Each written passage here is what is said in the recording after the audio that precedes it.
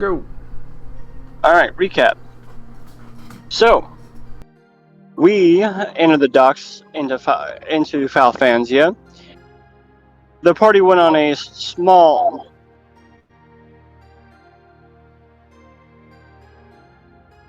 Brandon, you still there? Your audio cut. Hear me now? Yeah, I can hear.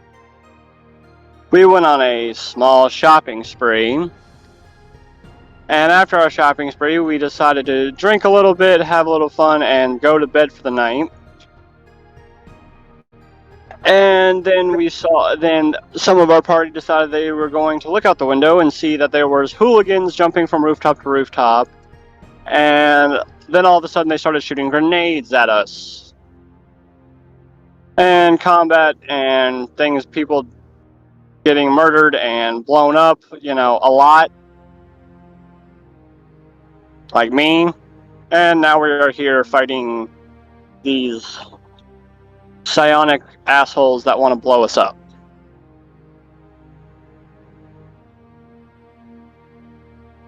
And that's what's happening. All right. So, Anon, you settle into your room at the Heroes Guild, as there was only one room left. That's sort of how I explained your absence last session. When suddenly you hear this massive explosion off on a few miles down on the other side of the city. It interrupts your reverie even. It was about at 1 a.m., which, to tell you guys, it just became the 20th of Frostmarch. That is the date. What do you do after hearing this massive explosion from the direction that you knew all of your allies were staying? Well, I know we had this conversation, but I didn't get to actually do it. I wanted to pull out my magic carpet. You don't have that yet. Okay. So... You told me you wanted to acquire one, but you haven't acquired one yet. Okay. Well, it's kind of spur of the moment, so I can't really acquire one now. I mean, I just want to rush to the location. You can exit through the window, or you can run downstairs. I think I'll run downstairs, because I don't have anything that lets me fly, and I'm not athletic enough to jump rooftops. Expeditious retreat? I don't have that. Oh, never mind. So when you head down the stairs, you're immediately greeted with a traumatizing sight. You look around in every direction in this Heroes Guild, and you can see people are just torn apart. It looks like there was a massacre of heroes that happened in a very short time, as in less than a minute, where people appear to just have been torn apart.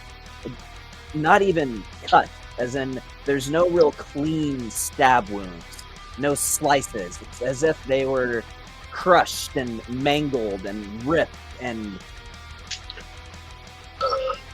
with their remains just scattered throughout the course, with blood everywhere on the floors, on the walls of this guild hall.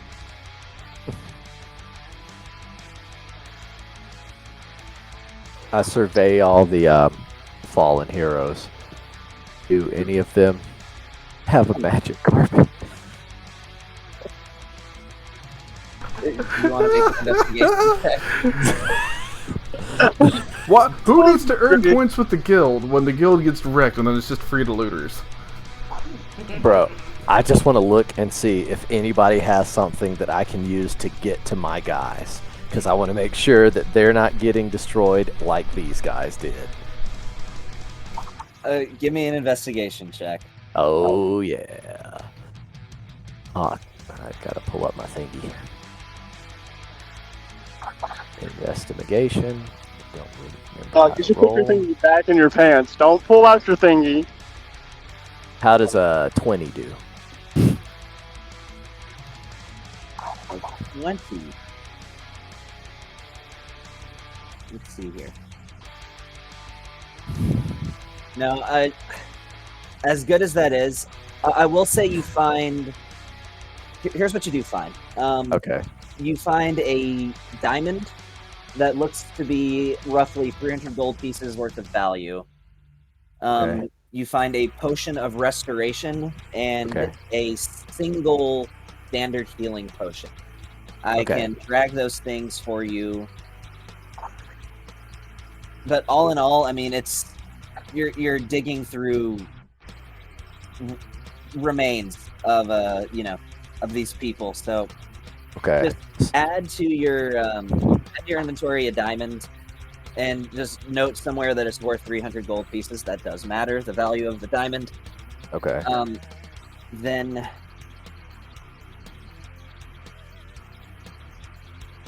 you find this, and you can add that to your inventory by just clicking on the link and dropping it into your inventory. Okay. Did it. So I will. Sorry guys, this is what Anand is really like.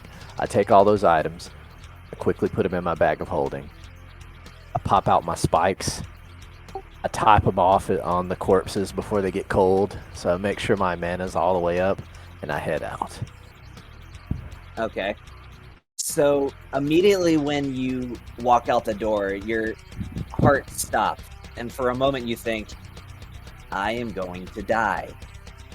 As you see before you something you can't really explain. It's a humanoid-looking creature, but tall, very tall, looking to be about 8 feet in height.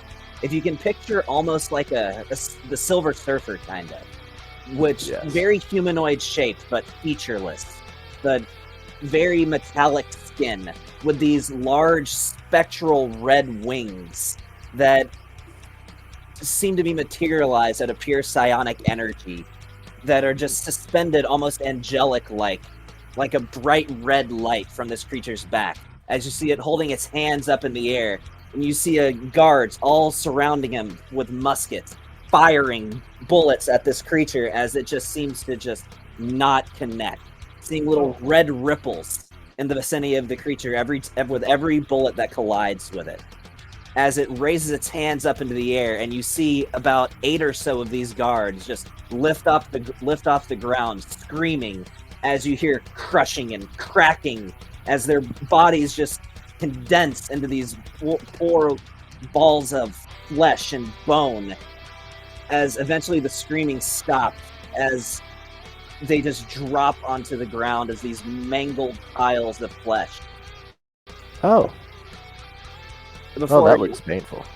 Before it turns to you, looks at you, and eerily floats by you towards the exit of the city. Oh, okay. Seeming to pay you no mind. Sweet, because I was not even going to engage it. Do I know where my people are? You see smoke off in the distance. Okay, and they would have told me where they were staying. City. They would have told you where they were staying. Okay, I want to head there, ignoring everything else along the way. And this is when you arrive. At this point in combat, I'll give you a couple choices for where your character can appear. I'm going to add you to the combat tracker, and I need you to roll initiative. Yes. Breathe heavily into microphone.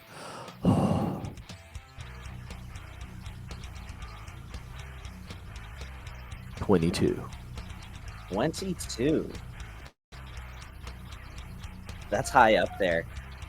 So you are actually first. It wasn't everyone who was first, but you are actually first. I'm gonna give you a choice. I can put you, if you look at the map. I don't see the map. Click that link.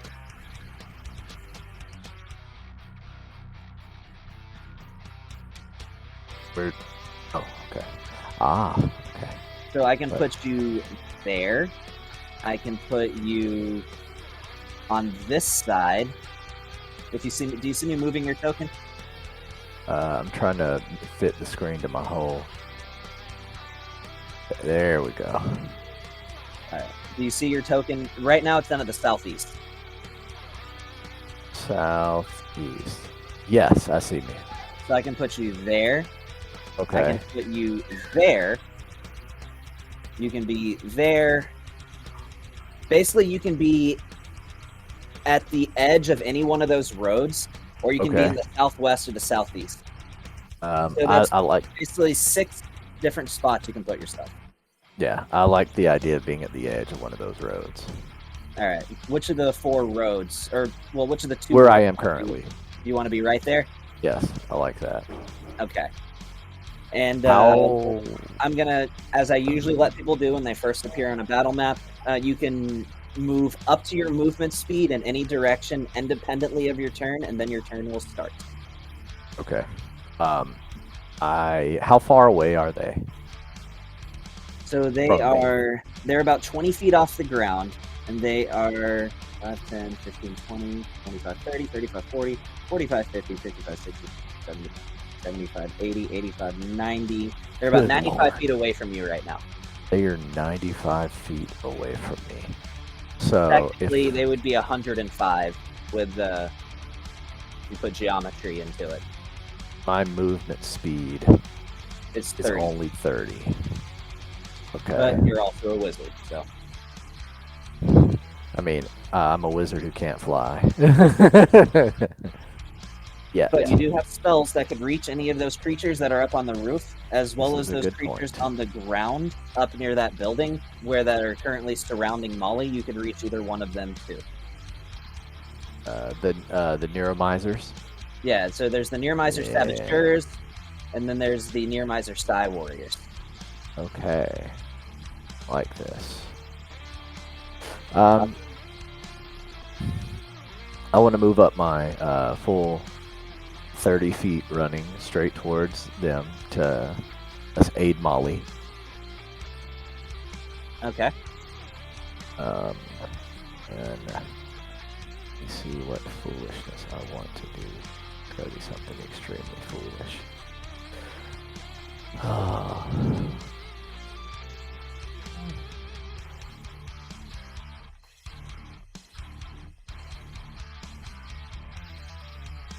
And I want to, well, I gotta see the specifics on this. Give me 1 second. Yes. Okay. I want to run up and I want to cast slow. Okay. And who are you casting slow on? There's 3 creatures surrounding Molly, yes, or is it 2? It's just 2. Okay. Can I see any of the creatures on top of the building? Yeah, you can see all of them. They're at the edge of the building. Okay. So I'll get those 2 by Molly and then 2 other ones on top since it gives me 4. How close together do they have to be? It doesn't say, it just says within 120 feet. You can target 4 creatures with slow? I thought it was just 1. 6, excuse me. You can alter time around up to 6 creatures of your choice. Oh, it's in a 40-foot cube within range. My bad. Okay, so it has to be within range of one of them. And they're 20 foot off the ground, but they're more than 40 foot away from Molly. But you've got an 120 foot range. So it's within 120 feet.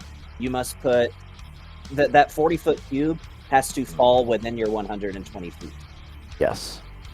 So they're only 105 feet away. Well, now that I've moved up 30 feet, they're less than that. So you can also, as a neat little tool in Fantasy Grounds, if you ever wonder how far a creature is away, you can right click, go to pointers, get an arrow, put the arrow right in front of your character, and just draw the arrow to see how far away the creature is.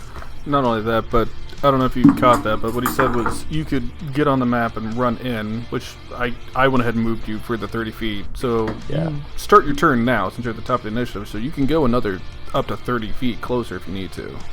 yeah, I wish I knew how to use this thing. I'm sorry. I'm just saying if you need to get closer from where you're currently at, like you still can. You have another 30 feet of movement because this is now actually your turn starting. Okay. Yeah, I want to move up another 30 feet. How do I know how far I can move? Like, how do I know how far is 30 Square feet? is 5 feet. So 30 feet for you is 6 squares. Okay, so I was right here, yes? Yes, but try not to do half squares. You were right there, so you can move another 6 squares, and that includes diagonally if you want. Yes. Okay, that's what I was thinking. 1. So that's water. Oh. Yeah. 1, 2, 3, 4. Oh no. So that means it doesn't mean that 6 squares is 5 feet. It means like you can move a total of 6 squares. Every square is 5 feet, so you can move a total of 6 squares with 30 feet of move. Okay. So I moved 6 squares, did I not? That was a good bit more. Was it really? Okay, so maybe that I was just a lot can't more. see. I'm sorry. 20, 25, and 30. So you started your turn right there. So you moved me there. Yeah, I moved you there. So you can move an equivalent distance from how many squares I've already moved you. There. So the furthest you could get is right there. Okay. Okay. So yeah, that okay. Or you could go right there or right there. No, that's fine. Just leave it there, 'cause I can see. Okay. I'm gonna cast slow. I'll do matches. All right. So the entirety of your 40-foot cube must fit within. Yeah, you could hit both of them. So I'm gonna just. How do I cast it to where I can see me dropping? If you want, you could make a cube if you wanted to, but you don't need to. I know they all fit within that cube. What kind of saving throw does it entail? Let's see what we've got here. They've got to make a wisdom saving throw.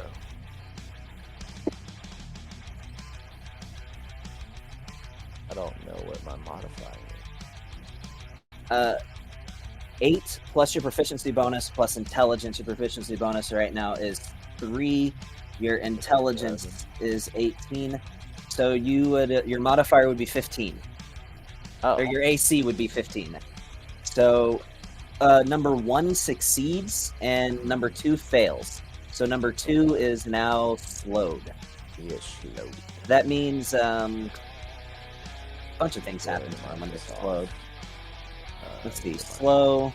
Unaffected target's speed is halved. It takes a -2 penalty to AC, dexterity saving throws, and it can't use reaction. In its turn, it can use either an action or a bonus action, not both. Okay. Cool. So they're easier to hit. They suck at dex saves, and they can't do as much. And they can't move as far. Would have been nicer if I got both of them, but any help is good help. All right. Is that the end of your turn? Yeah, for now. All right. Raven. All right, so I'm gonna jump down on the other side of the creature, flanking with Molly, Okay. and I'm going to do a full round of attacks. All right. Yeah. Are you at your computer yet, or do you need us to do this for you? I need somebody to do it for me. I know you don't like it when I do it, but can I do it? Nope. I've Just, rolled good before. you know what? Whatever. Dude. Since you have access to my character sheet, do it. Go. All right. Just don't kill me. Remember, I'm flanking, so I get advantage. I know you do. I had to fix something with your shock foil. All right, you're attacking with your shock foil, I assume. Yep. All right, advantage. And remember, it's 3d4, not 2d4. Well, actually, it's 2d4 and 1d6. Oh, I didn't know it was a d6 yet. Yeah, no. Oh no. Oh, you're Come on. talking about your Yeah, I gotcha. Yeah, my blood curse is an extra d4, Yeah. Okay. and it's lightning damage.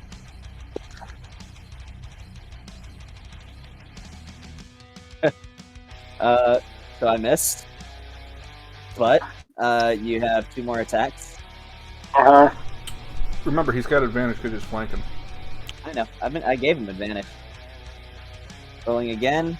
There you go. That hits. So it takes.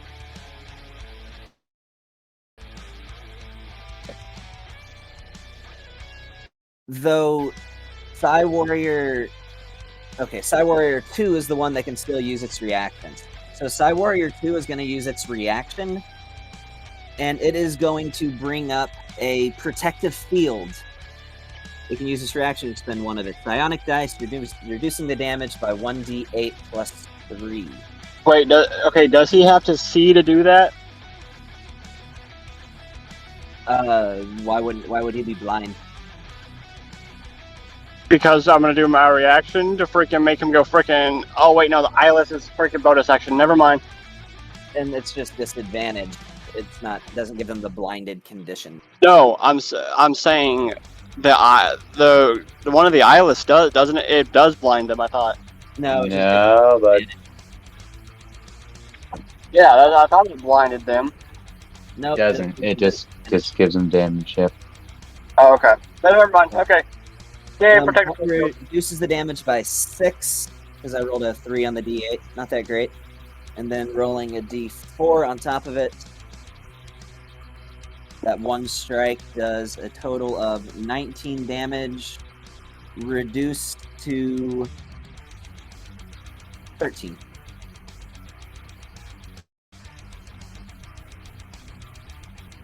Bonus action, smack him again. Bonus action, smack him again. All right. So rolling to hit. So I completely made up for that miss for you because I just rolled a nat 20. Yeah. So rolling the damage, automatically doubled. So that is 23 points of damage with that strike, adding 2d4 on it because it is a crit. Okay, well that's an extra 3 damage. As you cut a clean slice through this creature's side, almost impaling him with that third strike.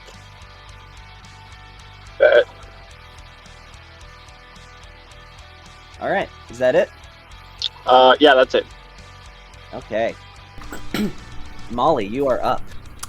All right. If memory serves me correctly, I've got flame on at the moment, and I'm raging. So, the usual. Nah. I have to go over here to throw stuff. Well, click on the bandage in the bottom left. Because you're blinking.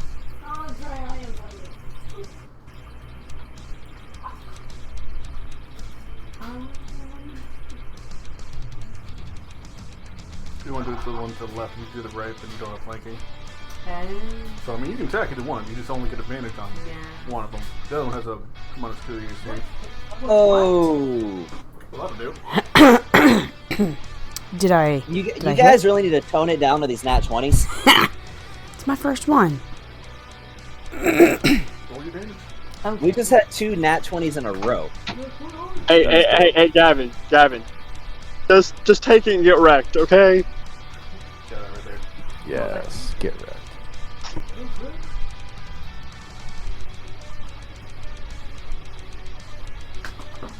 Pew pew pew pew pew. Him dying. Oh, holy crap. That was overkill. It's How do kind you of what wanna I do do. Okay.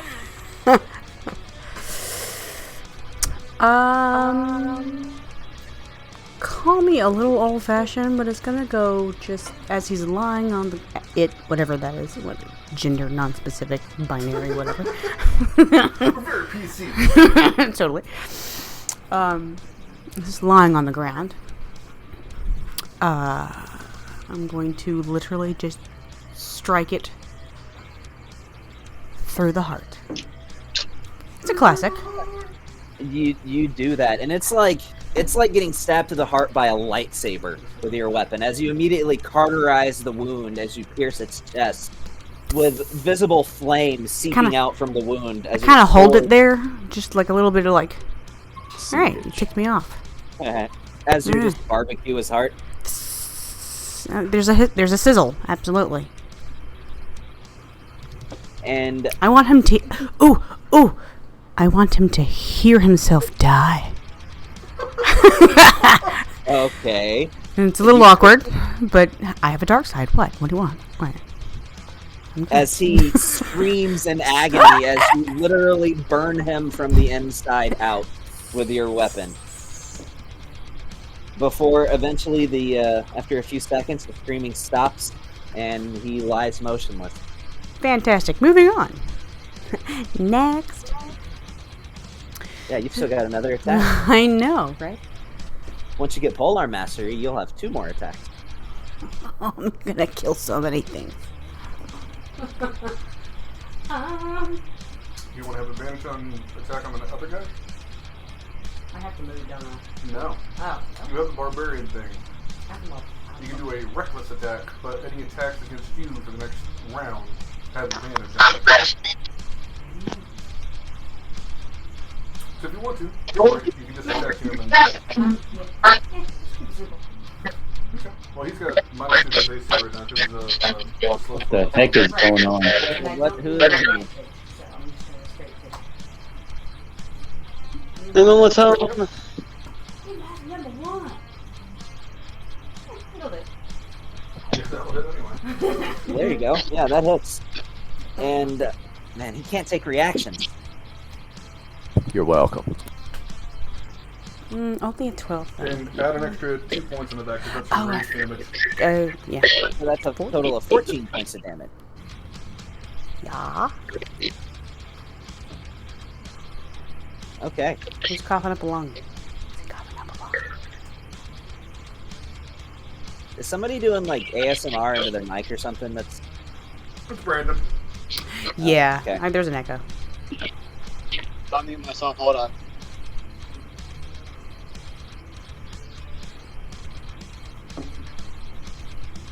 Someone's mic sounds very wet.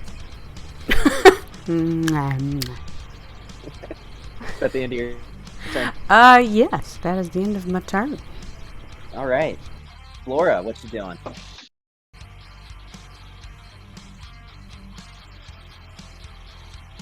I think, isn't she not here right now? She won't be She's here not for- coming until 8. Brandon, do you want to play Flora? Yeah, just to have her do a full round of freaking shooting her bow. You don't want to use one of her dice or anything? Nope, I'm not. If I play her character, with me not being on my computer, I'm not playing her character any way than she's doing attacks. All right. Well, I'll have her attack somebody that would be the most effective target, namely one of the paralyzed ones, so she would have advantage. Let's say she's going to go after number 6 Okay, sounds good. because it's paralyzed. So is number 5, but I'm going to choose number 6 for her. She does have advantage. So rolling her attack with her longbow.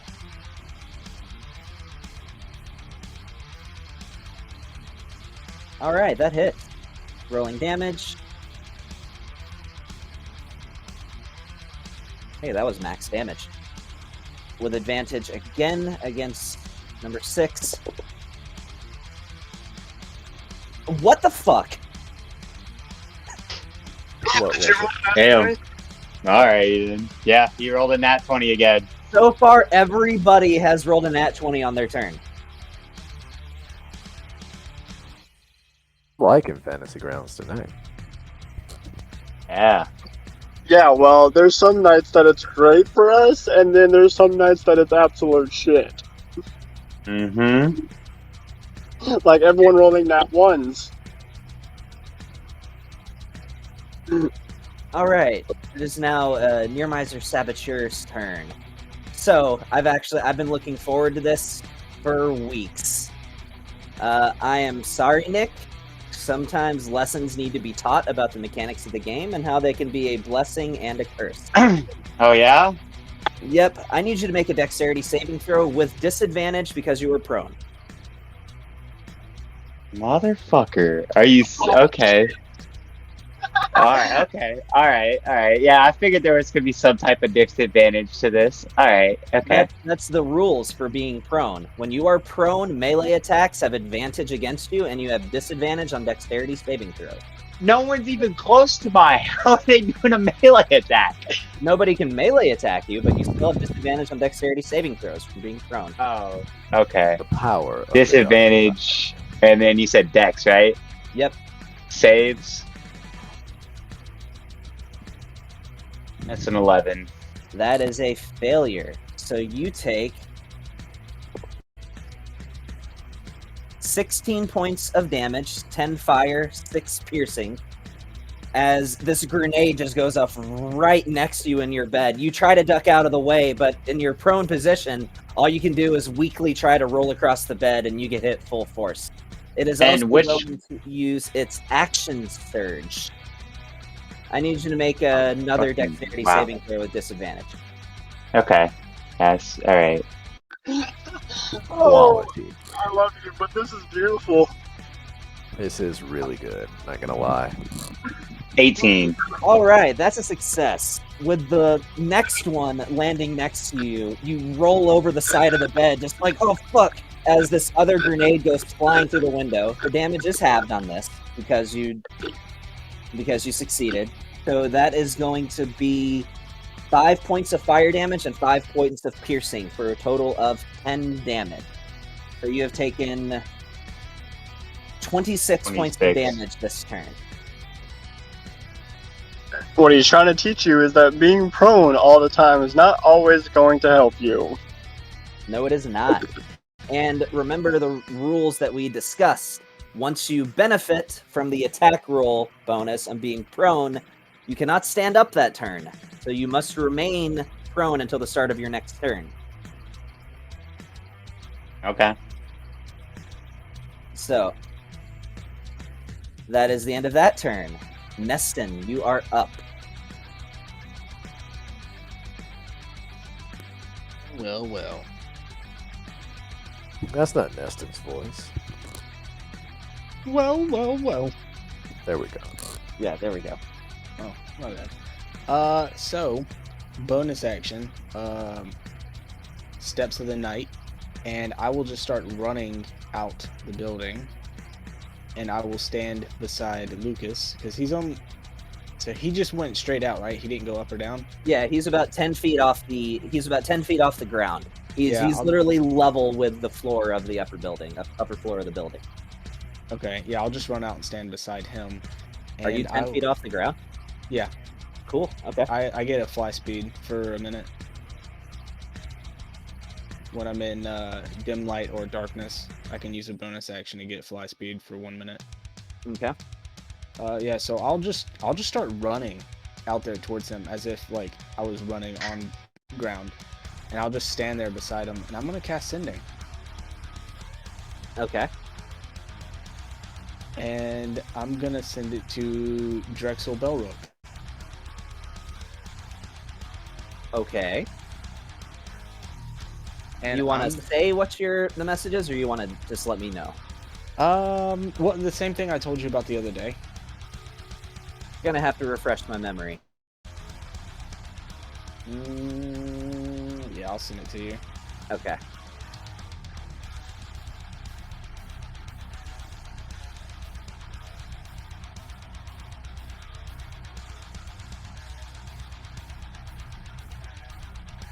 Okay. Your message is sent. Okay. If I get anything back, you can just say it out loud. Nothing yet, but give me a second to think. You would get something back. Just give me a second to think. Yeah, you're good. So, all right. Yeah, and that's gonna end my turn. Okay. 10-4. On to Nearmizer Sky Warrior 1's turn. So, I'd mentioned this to Sean, that I forgot a mechanic from last session, and it's my fault, you guys' benefit, but I remember it now after reviewing my notes. So, at the start of Nearmizer Sky Warrior 1's turn, you see this storm cloud with almost like this red static electricity visible in the sky above forms, as you see this red lightning bolt just strike from the sky, hitting the Nearmizer Sky Warrior center mass. As it grows about a foot in height, as it just seems to be more powerful, as it lets off this aura that both Raven and Molly can feel where you've got a slight headache just being in the vicinity of this creature.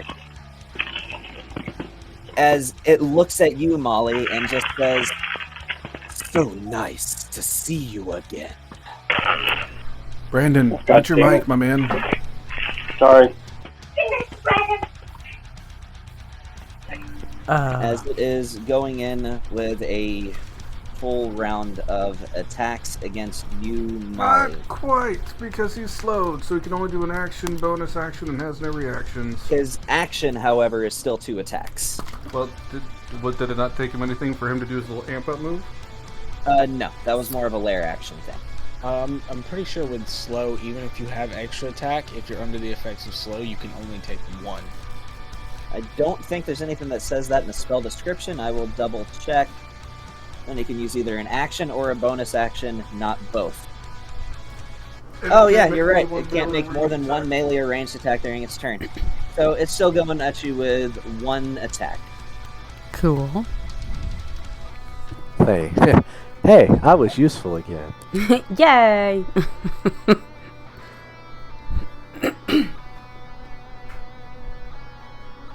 Hold on, I'm getting some issues. Give me just a second. No, dude. Stop. I got a blue spinny circle. Stop. Shenanigans. Just stop having issues. just be normal. God. Yeah, dude. Like, geez. I'm trying to enjoy this game and you're over goofing off. I'm Can you sorry. even take it seriously? Jesus. Oh, man.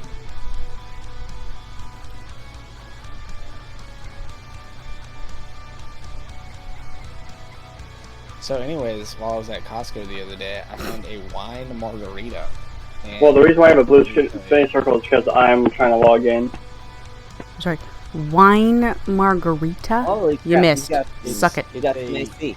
That it's was a a nat 5. pre-made- Oh, I'm sorry, go ahead. As it makes this swing at you with this hammer, and while you're able to duck out of the way, there's Bloop. more velocity, there's more force to this strike, as it visibly distorts the air in front of you with this attack. That's not weird as fuck, but okay.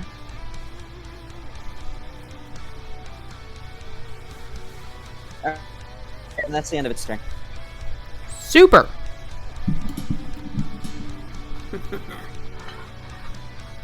So moving on. Props to the wizard for the slow spell there. Right? Bon, it is your turn. Hey Gavin, I'm able to do two trick shots of one shot, right? No, only 1 trick Dang. shot. Okay. 4 shot. All right, that's what I thought. Okay, I was just wondering. So I'm going to. All right, this motherfucker pissed me off. I'm gonna do shoot the minimizer or whatever the fuck they're called, Nearmizers 3. The one that throw the nades at me, correct? He's one of the stupid nades. Okay. Well, yeah, he's getting a dead-eye shot right into his freaking dome head. And so, hold on 1 second.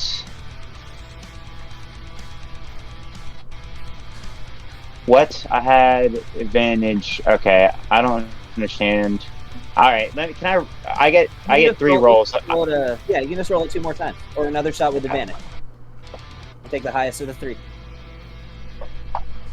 No, I'm not attacking without ammo. I have 1 more bullet. Yeah, that's wait. fine. So it's just because you rolled it 3 times. Just check off. Let me look at your character sheet real quick. But you should have 2 more rounds left in the chamber than what you have right now. Okay, yeah. No, I should have 1 shot. I only had 1 shot left. Okay. Yeah. All right, and then so that roll that hits was your obviously. last shot because it did out of ammo with both attacks. So Yeah, that was your. I'm just saying. Yeah. So you would have to reload after. That was. Yes, yeah. But I'm saying that's the reason why I rolled 3 times is because I get a 3rd roll on my advantage. Yeah. So it's a 27. Yeah. 27 to hit. Okay. Actually, technically And it's 29 because you are still prone. Well, Yep, unless 29. if you benefit from that, you got to stay prone to the end of your next turn or to the start of your That's next turn. That's Okay. fine. This motherfucker is about to die anyways. So he gets that.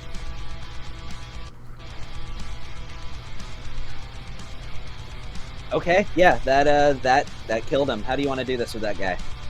I literally wanted to I'm go not a- through in between his eyeballs. Like I literally want him to freaking, and then I want him to like fly back, like as I put a bullet right straight through his skull. Oh, bitch. And it happened as you land your shot perfectly as you see this creature just go about 5 feet backwards and just drop. All right, and now for my second action, I'm reloading. For your second attack, gotcha. Yep, reloading. You have reloaded, And so make sure you check off all those rounds and I did go ahead and delete 7 bullets from your inventory now. from my inventory. Yep. All right. And I think that'll be the end of my turn because I really can't do anything. Okay. All right. Lucas, you are up.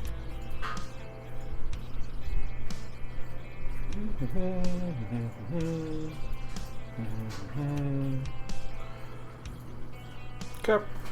I'm gonna fly 45 feet out that way, and I'm gonna use my bonus action to sack a second level spell slot to get 2 meta magic points back, and then I'm gonna go ahead and cast Fire Bolt on Nearmizer number 6. On number 6. Yep, and I've got advantage because he's still paralyzed. Yep.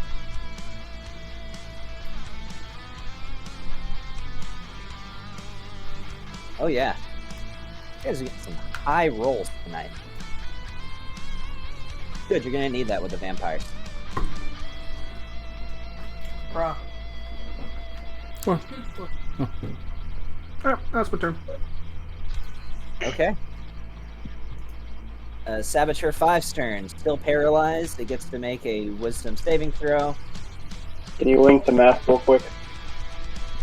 I didn't mean to make 2 of them. I'll just go with whatever the first one was. Which, good for you, I did go with the first one was. The first one was a nat 1, so that's an auto failure on that wisdom save, so it's still paralyzed.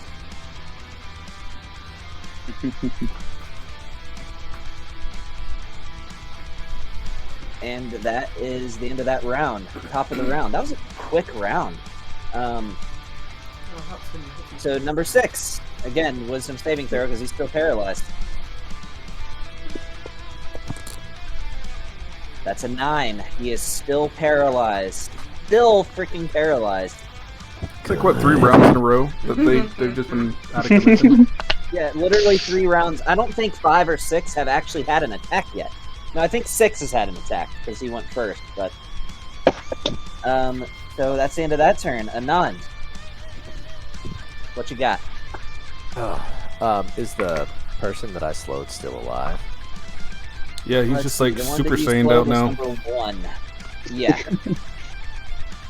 But as you see, this entity does have like this red aura that's coalescing around its body. God, it really does sound like fucking Super Saiyan. Like Kaioken, but Yes, If you Or want, I or can see Super the sound Saiyan effect God. of like, you know, you hope it's Kaioken and not Super Saiyan God. But, right.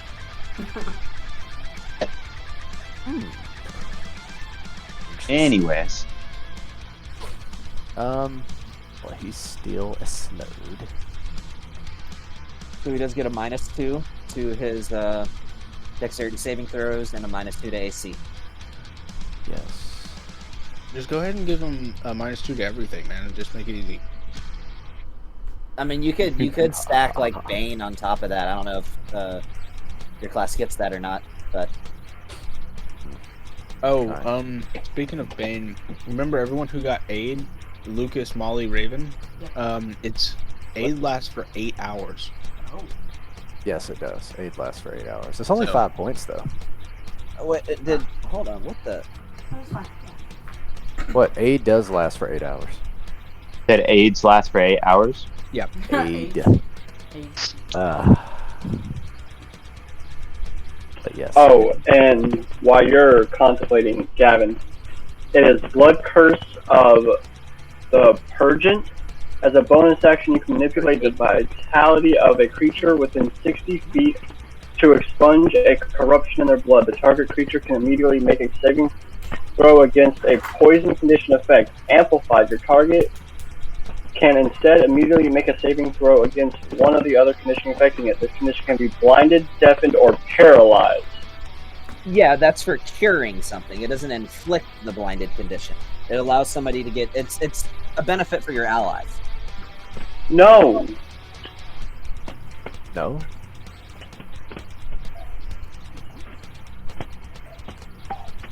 Why would the target creature immediately make a saving throw against poison? You're making it a corruption in their blood. So it doesn't say... It allows them to make a save against it. As a bonus action, you can manipulate the vitality of a creature within 60 feet to expunge a corruption in their blood. I read it wrong. That's on me. Cool. So it just gives them a chance to make a saving throw against something that they have going on against. Awesome. So I read it wrong. That's on me. it's all good, man. No worries. All right, what you got, Anand?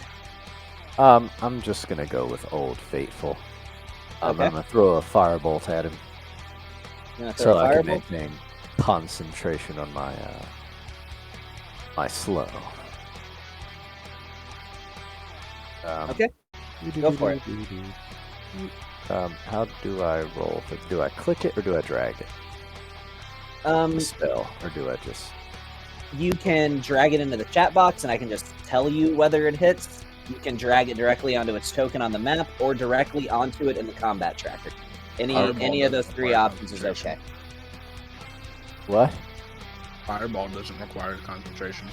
Who said anything about fireball and concentration? You said you wanted to concentrate on your spell.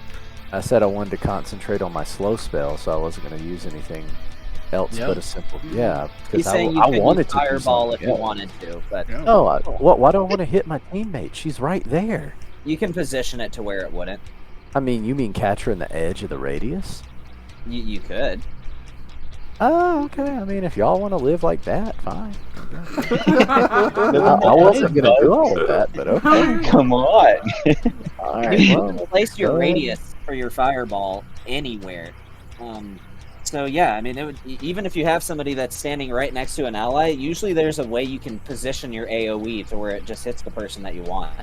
Trust us, Alright. we know this because of the last campaign. A lot of people had AoE spells, and And there they was were a lot of very intricately placed AOEs that they had. Yes, there Um, it's a 20-foot radius sphere, so I'll go ahead and draw the sphere for you. All right, I'm trying to learn 20-foot how to radius do it. sphere is Yeah. this. Yeah, So go you ahead can and literally catch him in the edge place of it it. like that, and It's it would only 8d6. hit him. It's 8d6, right? Yes. Oh, that was delayed blast fireball, not regular fireball. Delayed blast fireball, a whole different ball game. Yeah. Yeah, 8d6. 8d6. Okay. Oh, I forgot to make an intelligence saving throw, or what was it, a wisdom saving throw with that guy at the end of his turn? Yes. Hold on, before you... Oops. Well, he still has to make a save against it, but that can Oops. be your damage we're based Did off. 9d6. Take off the last one. Yeah. Oh. 35 So one. that is only 10. So he is still slowed. And so that would be 35 points of fire damage. Holy freaking hell, 35 points of fire damage. Okay. Eat it. All right, as this fireball detonates, and Molly, it's a little disconcerting as you stand there and you see this big blast of fire, like, oh, it's coming, and then it just collides with this creature, stopping short of you as you feel the heat from this blast of fire on your face as it licks at you. It might have slightly singed your hair, but you're not harmed by it. As you see this guy, just his back just ignite into flames. Oh, he still has to make a save against that. That was the wisdom save. Let's just go with the dex save. Crispy. The dex save is still a 14, which your DC is 15, so that's still full damage. And he also has disadvantage, so see if he gets a And nat he has 1. disadvantage, yeah. He has disadvantage? Yeah, 'cause Great. he's Yeah, slow. because he has disadvantage on deck saves because of slow. I thought I'm slow sorry, no, just gives it's a him a minus minus 2. two. It's a minus 2. Oh, disadvantage. So that 14 is really a 12, either way. So, Yeah. Tomato. Dude, all right. Ouch. You want to take your movement? Do you have a Yes, bonus I want to action? continue moving up. I will use. I don't think I can though. I can't use because I can't use 2 spells in one turn unless one of them's a cantrip, so I can't Misty Step, can I? No. No, you I can't. didn't think so. Yeah, so I'm gonna use my full movement and cross the bridge. And well, I don't think I can get across the full bridge. 1, 2, 3, 4, 5, 6. Did I make that in the right spot? Yeah. Hey, question for you. What's your passive perception? Let's look. I think it's 10. Yeah, I want to say it's 10. So, as you are crossing this bridge, Anand, I need you to make a dexterity saving throw. Oh, joy.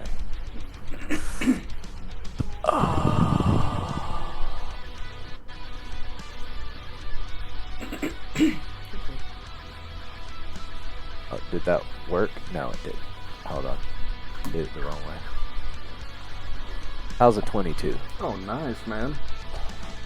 22 is good. A 22 is good. Yeah. I'm nimble as So- a beast. As you are going across this bridge, you hear a beep, like you just tripped some kind of sensor.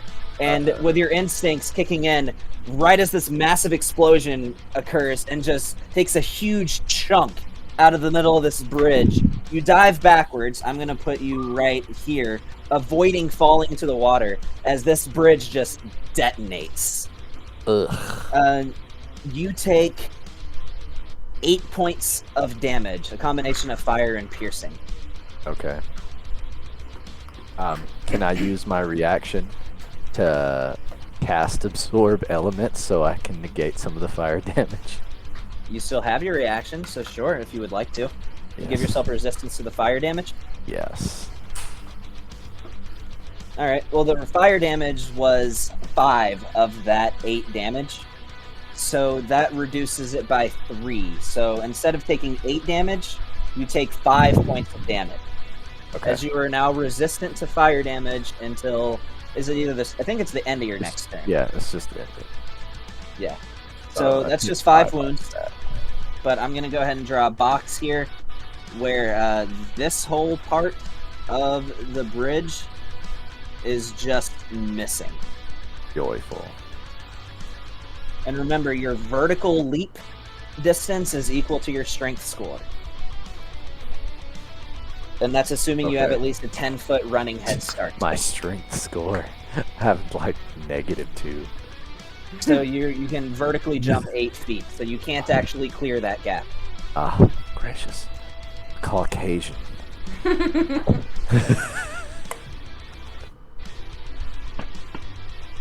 So, alright.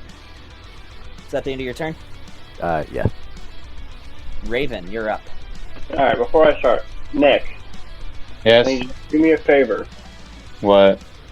Remind me when we start hunting the vampires that I have advantage on hunting them Okay. because they're undead. I will get It's usually what clarification on vampires that later. are. You have advantage on wisdom survival checks to track fae, fiends, undead, as well on intelligence checks to recall information about them. If you are actively tracking one of these Blood. creature types. Yep. Okay, cool. Yeah, I'm reading it now. Okay, and for my bonus action, I'm going to.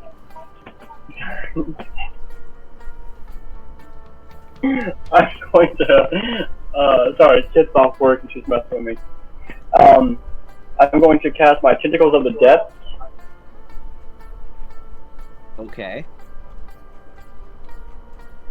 tentacle that strikes at your foes. As a bonus action, you create a 10-foot long tentacle at a point immediately within feet.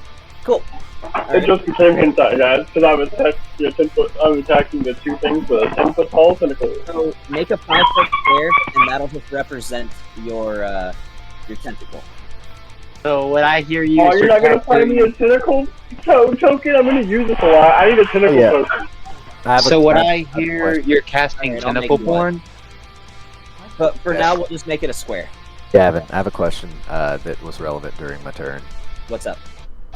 Since I took damage, don't I have to roll for concentration? Because I'm still holding that Yes, slow you spell. do with the DC. Yeah. You're being DC honest. 10. DC 10.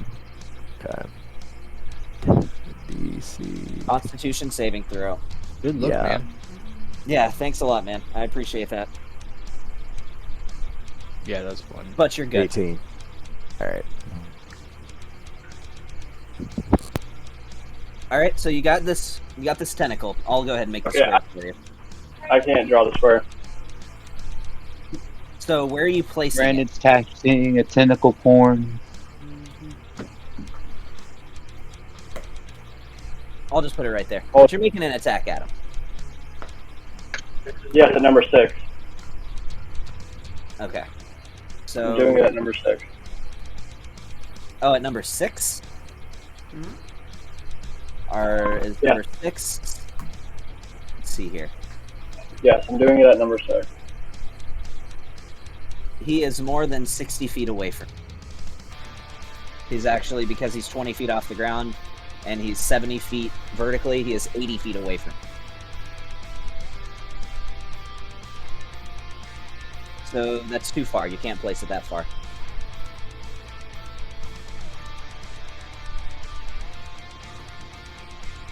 Okay, that's fine. Just put it right now. Put it where? Leave it where it is. Leave it where it is? Okay. Give me a second.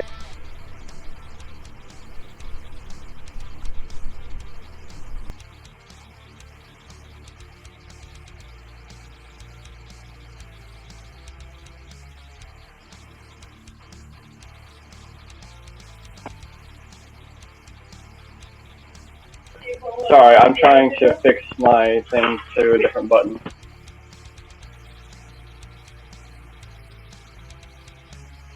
Okay, yeah, the tentacle's going to attack at the 1d8, so let me do that.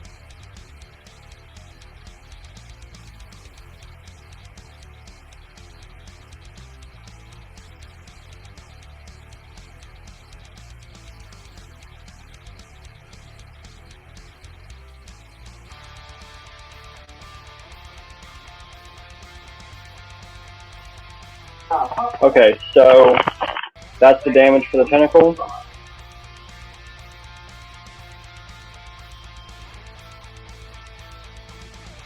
I'm moving over there.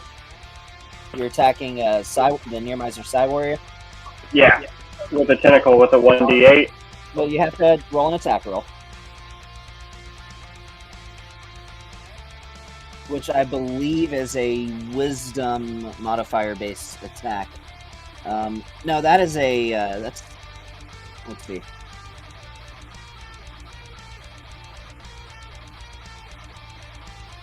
Actually, that's charisma, dude, because that's a warlock thing. Yeah. Yeah, but I don't know what to roll. You can roll a charisma ability check, add proficiency. Okay.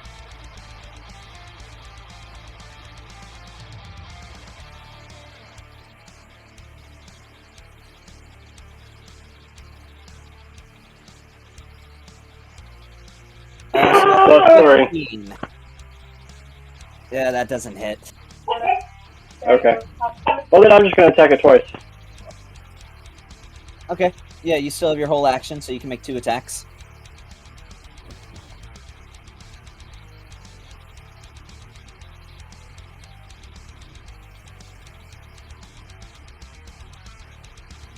Do you want me to roll it for you, or you got it?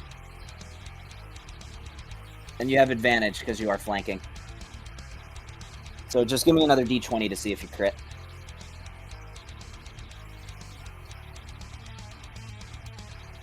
Oh, yeah.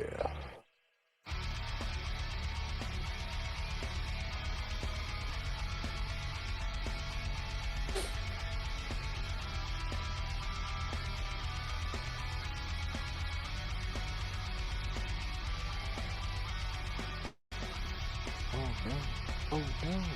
Oh yeah.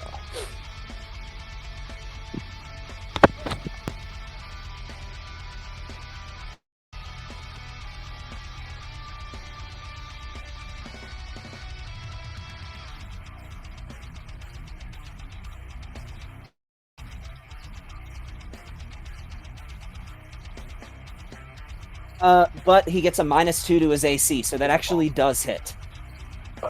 Yay! Coming in with the clutch AC drop, Anand. Isn't it such a good ability? You literally, because of that, he was able to match the AC with that attack. Yes. Dude, it's Slow's always a good spell. Hold on. especially when you're I fighting have to someone do with some. several attacks. I have to do some rerolls. Hold on.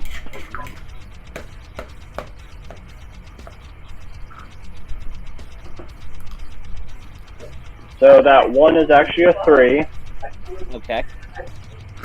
Why is that a 3? How are you doing the rerolls? Oh, you have the do you have the two-handed weapon fighting style or whatever? I have the Great Weapon Master fighting style. That's right. Okay. And anytime you get a 1 on one of your damage rolls, you can re-roll it. 1 or a 2. Yeah. Okay. So that makes it do 2 more damage. I'm gonna do it that. I'm not re-rolling the D-Force. Yeah, but you got a 3 instead of a 1, which makes it do exactly 2 more damage, right? Correct. That would be the hit points. Yay! Literally had 2 hit points left. I'm literally just going to obliterate this thing. Like, I'm going to just hit it hard and let it just electrocute from the inside out. Okay, you're just gonna impale it? So, and you see as Raven just impales it with this curved double-bladed sword, lifts it off of the ground, and it's just being shocked to death as it eventually falls limp and drops to the ground. I want to look. I want it to look like Marv from Home Alone. Yeah, that was kind of. Yeah, I see why that's you what I'm got the thinking. Nice. So, oh, by the way, Neston, you get a message from. Here, I'll respond to you on here. No, you can say it out loud. I already typed it. Oh, okay. All right. Well, that kind of changes things.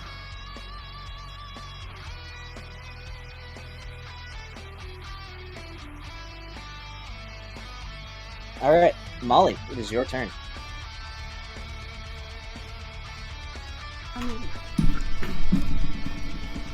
Alright. Let's see who's still alive. Well, there's that. The only people Right. still alive, or you still all the way down here? Hmm.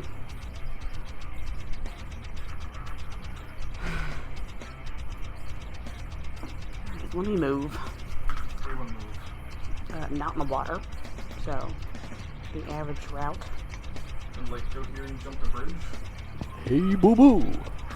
Not See if your I can average jump the baby. bridge. I'm huge. Yeah, exactly. You're here, so I guess you get. I don't know. There's a ways over there. I mean, I'm 7 feet tall versus, 6 feet tall. But not. Just take some time to Hey, boo It's boo. like actually actively look to see for any more bombs or something. I don't know. Yeah, I think I'll just hold.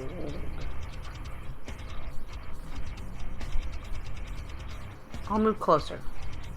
Get wait. So you're No, to the bridge? to the bridge. 40 feet of movement. Mm-hmm. Boop. 35, so be right there. Yeah. It's pretty much where I'm gonna be stuck at. I got nothing else. Well, you can use your action to dash if you want to just keep running. No, I'm good. Yep. You just. What do you want to do? You want to take a defensive stance? Yes. Alright, there you go. Defensive stance. That is all. There you go. You're using your action to take so you're taking the dodge action. Yeah. Okay, cool. Is Kit back yet? Is Kit here? Yeah, she's home.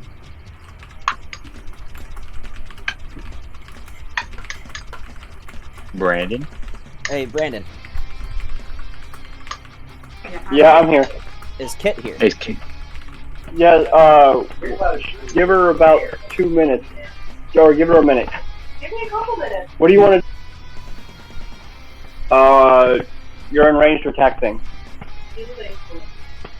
Do the full round of attack. I think she should start with number 6 and then use her, yeah, just start with number 6, I think. Kevin, roll the dice. Gotcha. Okay. No, she wants to attack 5, not 6. What about the power of the dark side? Either way, that was just a 10. She wants to attack 5? Yeah. Is that what she said, or is that what you're saying?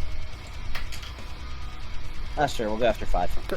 I don't know how Tony would hear what she's saying, but you know. Well, I heard her talking in the background, so I thought maybe he heard something My that I God, didn't. Tony, you got some amazing hearing, dude. Yeah, I know. Yeah, that I does can hit. hear from like 300 So, something rolling miles. damage. Oh, you know what? Let's just see if she got no nat 20. Oh, you know, I need to roll that for the first attack too. Oh, wow. He doesn't have okay, advantage on ranged attacks. You do against a paralyzed person. All attack rolls have advantage if they're paralyzed. Yeah, we're making food. That's why we're taking a second. So, alright, that is the end of her turn. When suddenly you see a small explosion as just... Damn it, why did I close the character sheet? Because they're dead. A small explosion as you see this figure appear.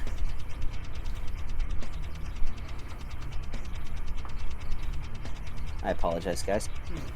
I just see this figure appear right here with this brief explosive flash as it lands, and he just looks over in your direction, Neston, and just says, "You called," as you recognize this to be Drexel Belrook. Now, Anand, you have not met this person, I but have not. you know who he is. You've seen him in papers, you've heard him on the news, you've even heard his freaking commercials. This is literally a celebrity hero, platinum-ranked hero, well known for being one of the most skilled adventurers pretty So, much like- in the world. Is he as high as All Might, or is he more of like Hawks? I mean, he's pretty much an All Might. Yeah, he's pretty much All Might, man. Okay. Okay. So, as he looks over you and just almost landing like superhero style, Oh. called, before he turns, holding a gun blade, before he turns to number 5 and goes in with a full round of attacks. That's decently sick.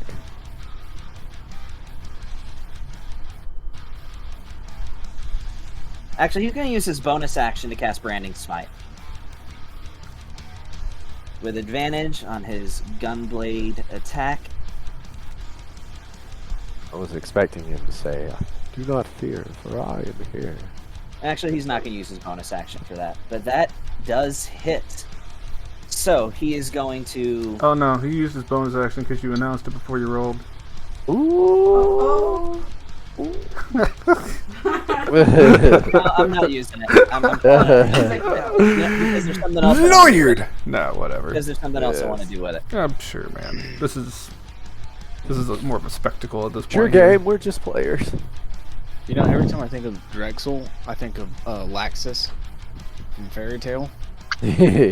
As you see this arcane flash of energy whenever it collides, doing an additional 36 force damage with his Eldritch Smite. Oh. Did he go prone? Well, they will fall prone if they're still alive. Let me, Yeah. I'm assuming that was double damage because it's all critted. Oh, I don't even need to roll the damage for that. I forgot that that's all... It gets obliterated. He cleaves through this creature, separating at like a 45-degree angle the top portion of its torso from the rest of its body before you hear a click as he pulls the trigger, blowing another bullet into this thing as he slices through it, sending this entire top portion of this creature scattering across the roof in literally fleshy bits. I mean, it was on its last legs. He could have just like flicked it in the forehead and it would have gone down. Brian was like, That was one attack. He's going to go over here to this other one, and he's just going to go for a regular attack, and you can only Eldritch Smite once a turn. So going in for an attack with a Gunblade. I'm going to use luck for that. He still has advantage on the attack because he's paralyzed. Oh, he does have Drexel advantage. just appeared. Yeah, Drexel just appeared. Fuck him. That's what I'm saying. Stealing all the damn fun. Fuck you, Drexel. We have Yeah, that hit. Hey, For a total of... for me, please. I was gonna say maybe I should counterspell him and be like, "Hey, get your own fight." You need me to Exactly. drop the map? Please. Thank you. Yes, she needs the map. You can blame who... Never mind. You wouldn't know. And as that other creature also goes down.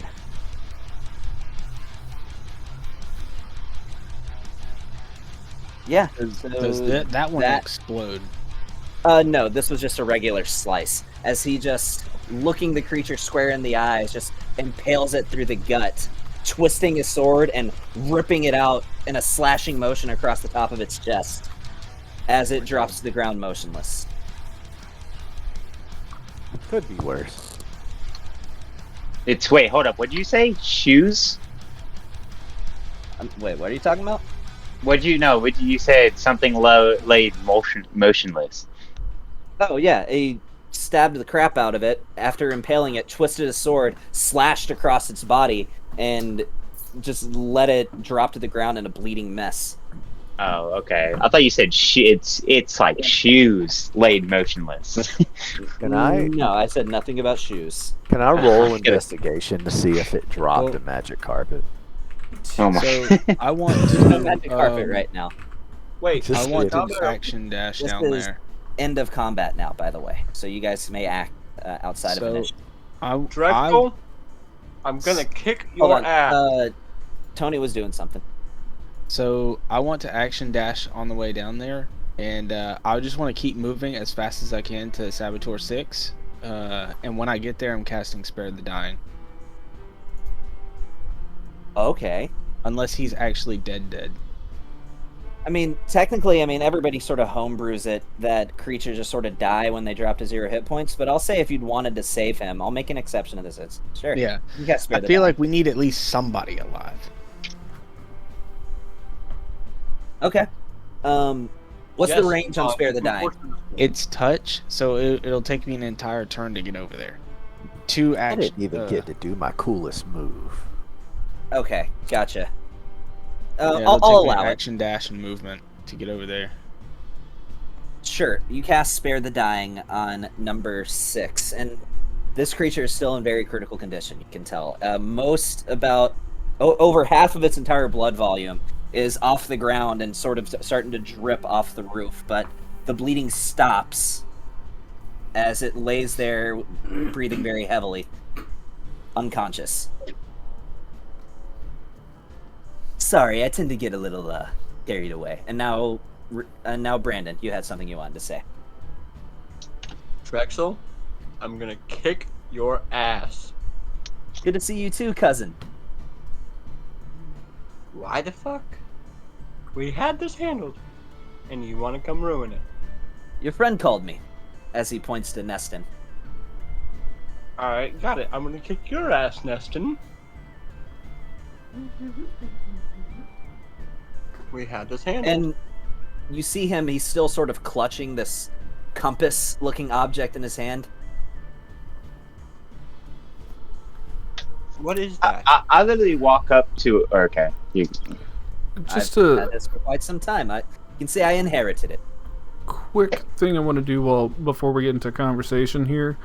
I'm just gonna shoot straight on up on my broom, and I just want to take a look over the town to see, like, was this concentrated on us? Was this an attack that happened in multiple places?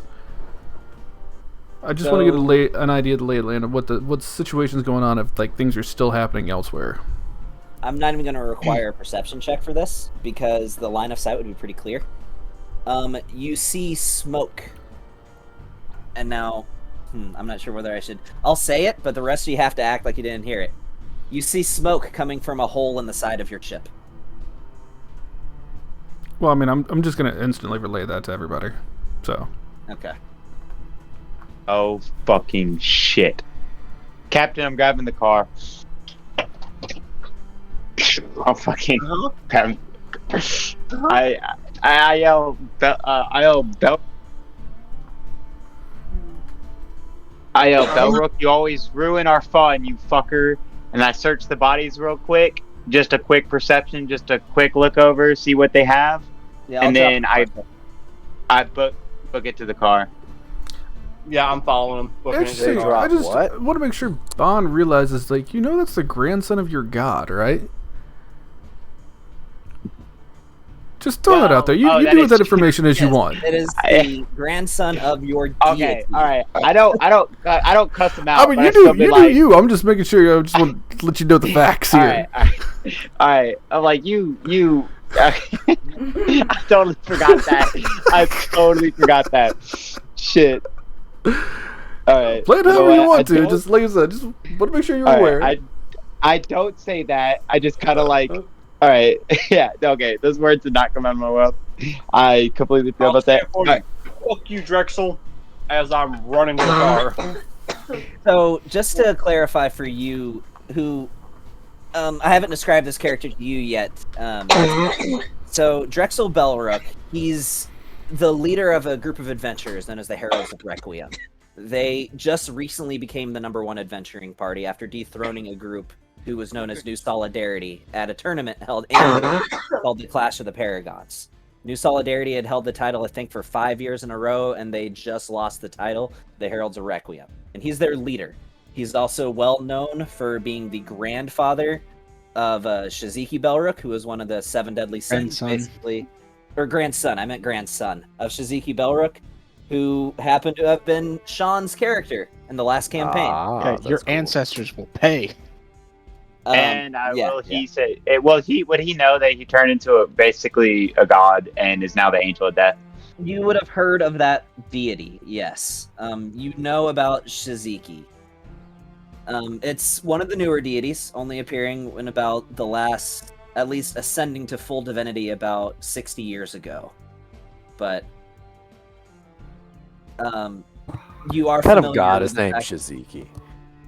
No, his name is Angel of Death. Thank you. Yeah, his full title is the Angel of Death, and as well as Silver-Tongued Shadow. And what are some of your other monikers, John? Son of Envy. Son of Envy, and that too. The God King. If you look in general chat, that's what Drexel Belrook looks like. What did I bang, a Smurf? No, but he does have angelic. He does have angelic ancestry, and Valkyries are blue. Oh, I didn't know they were blue. They are a type of planetar. Planetars are blue. Oh, yeah. I didn't realize I banged Captain Planet. Okay, that's cool. By the way, we are like driving this car at like Mach 10. Oh yeah, no, I'm gone. Dude, you're not driving. I'm driving. Screw you. I said we are driving this car at like Mach 10. Just take. Are y'all taking anybody with you, or y'all just like dipping out on your own? Okay, all right. I would say I invited everybody. I'd be like, hey guys, follow us. Like, we gotta go. I'm just up in the air with a broom. I don't know what the plan is, so. Yeah, I don't go with them. I stay with Drexel and take care of this guy bleeding out. Okay. Drexel looks at you and says, "No, I'm not. The medical field is not exactly my specialty, but I can assist you any way that I can." You can fly, right? Sometimes. Well,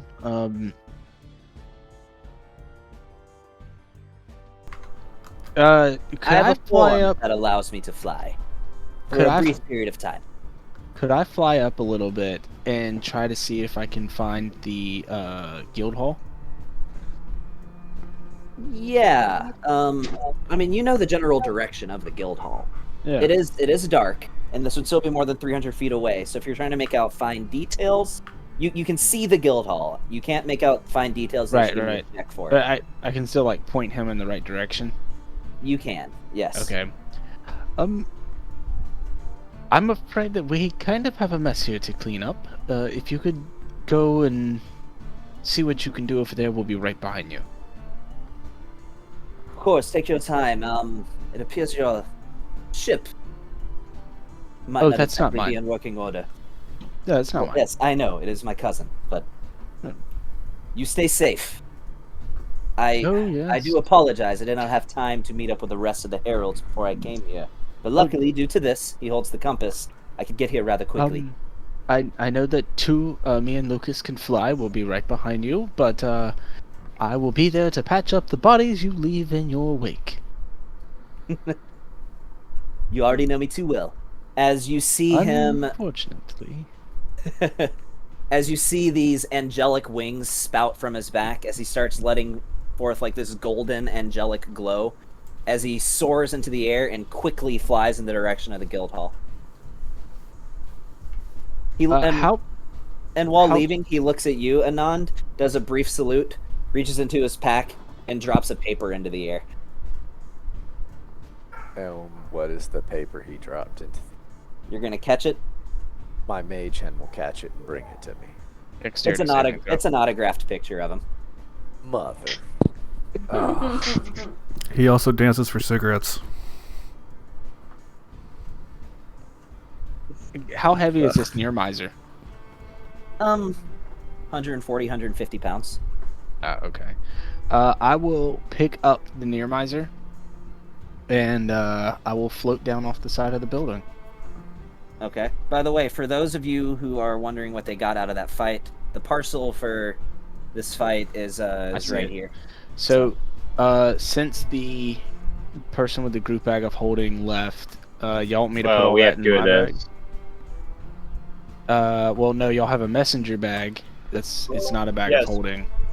But Oh, yeah. So, but he can still put stuff, and we never decided who has the group bag of holding. Yeah, well, I can throw it in mine. Anon has one. Because Flora is also there, and she said that she could hold on to stuff. We're all just sitting here. Yeah. So what is it that y'all want to grab out of the parcel? A lot of firearms there for you to pick from. Yeah, For anybody to pick from. I don't want any of that. I'm sorry, where is the parcel? It's in the chat box. It's the Glimward Rest ambush. let me get one of the nade launchers and the shotgun shells. So the and shotgun one- shells are used for the flak pistols. You'd have to have a flak pistol or some kind of shotgun to use those. Okay.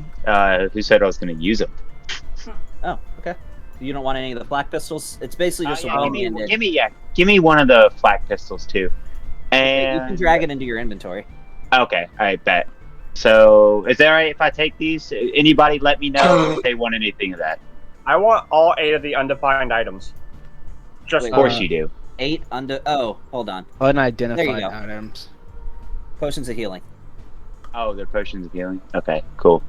Oh, that can I go in was the wondering group. what those were. I can go in the Yeah, group that bag. can. Yeah, well, I guess I'm gonna take this passed out Nearmizer, and I'm gonna take him over to the side where Molly is, over here.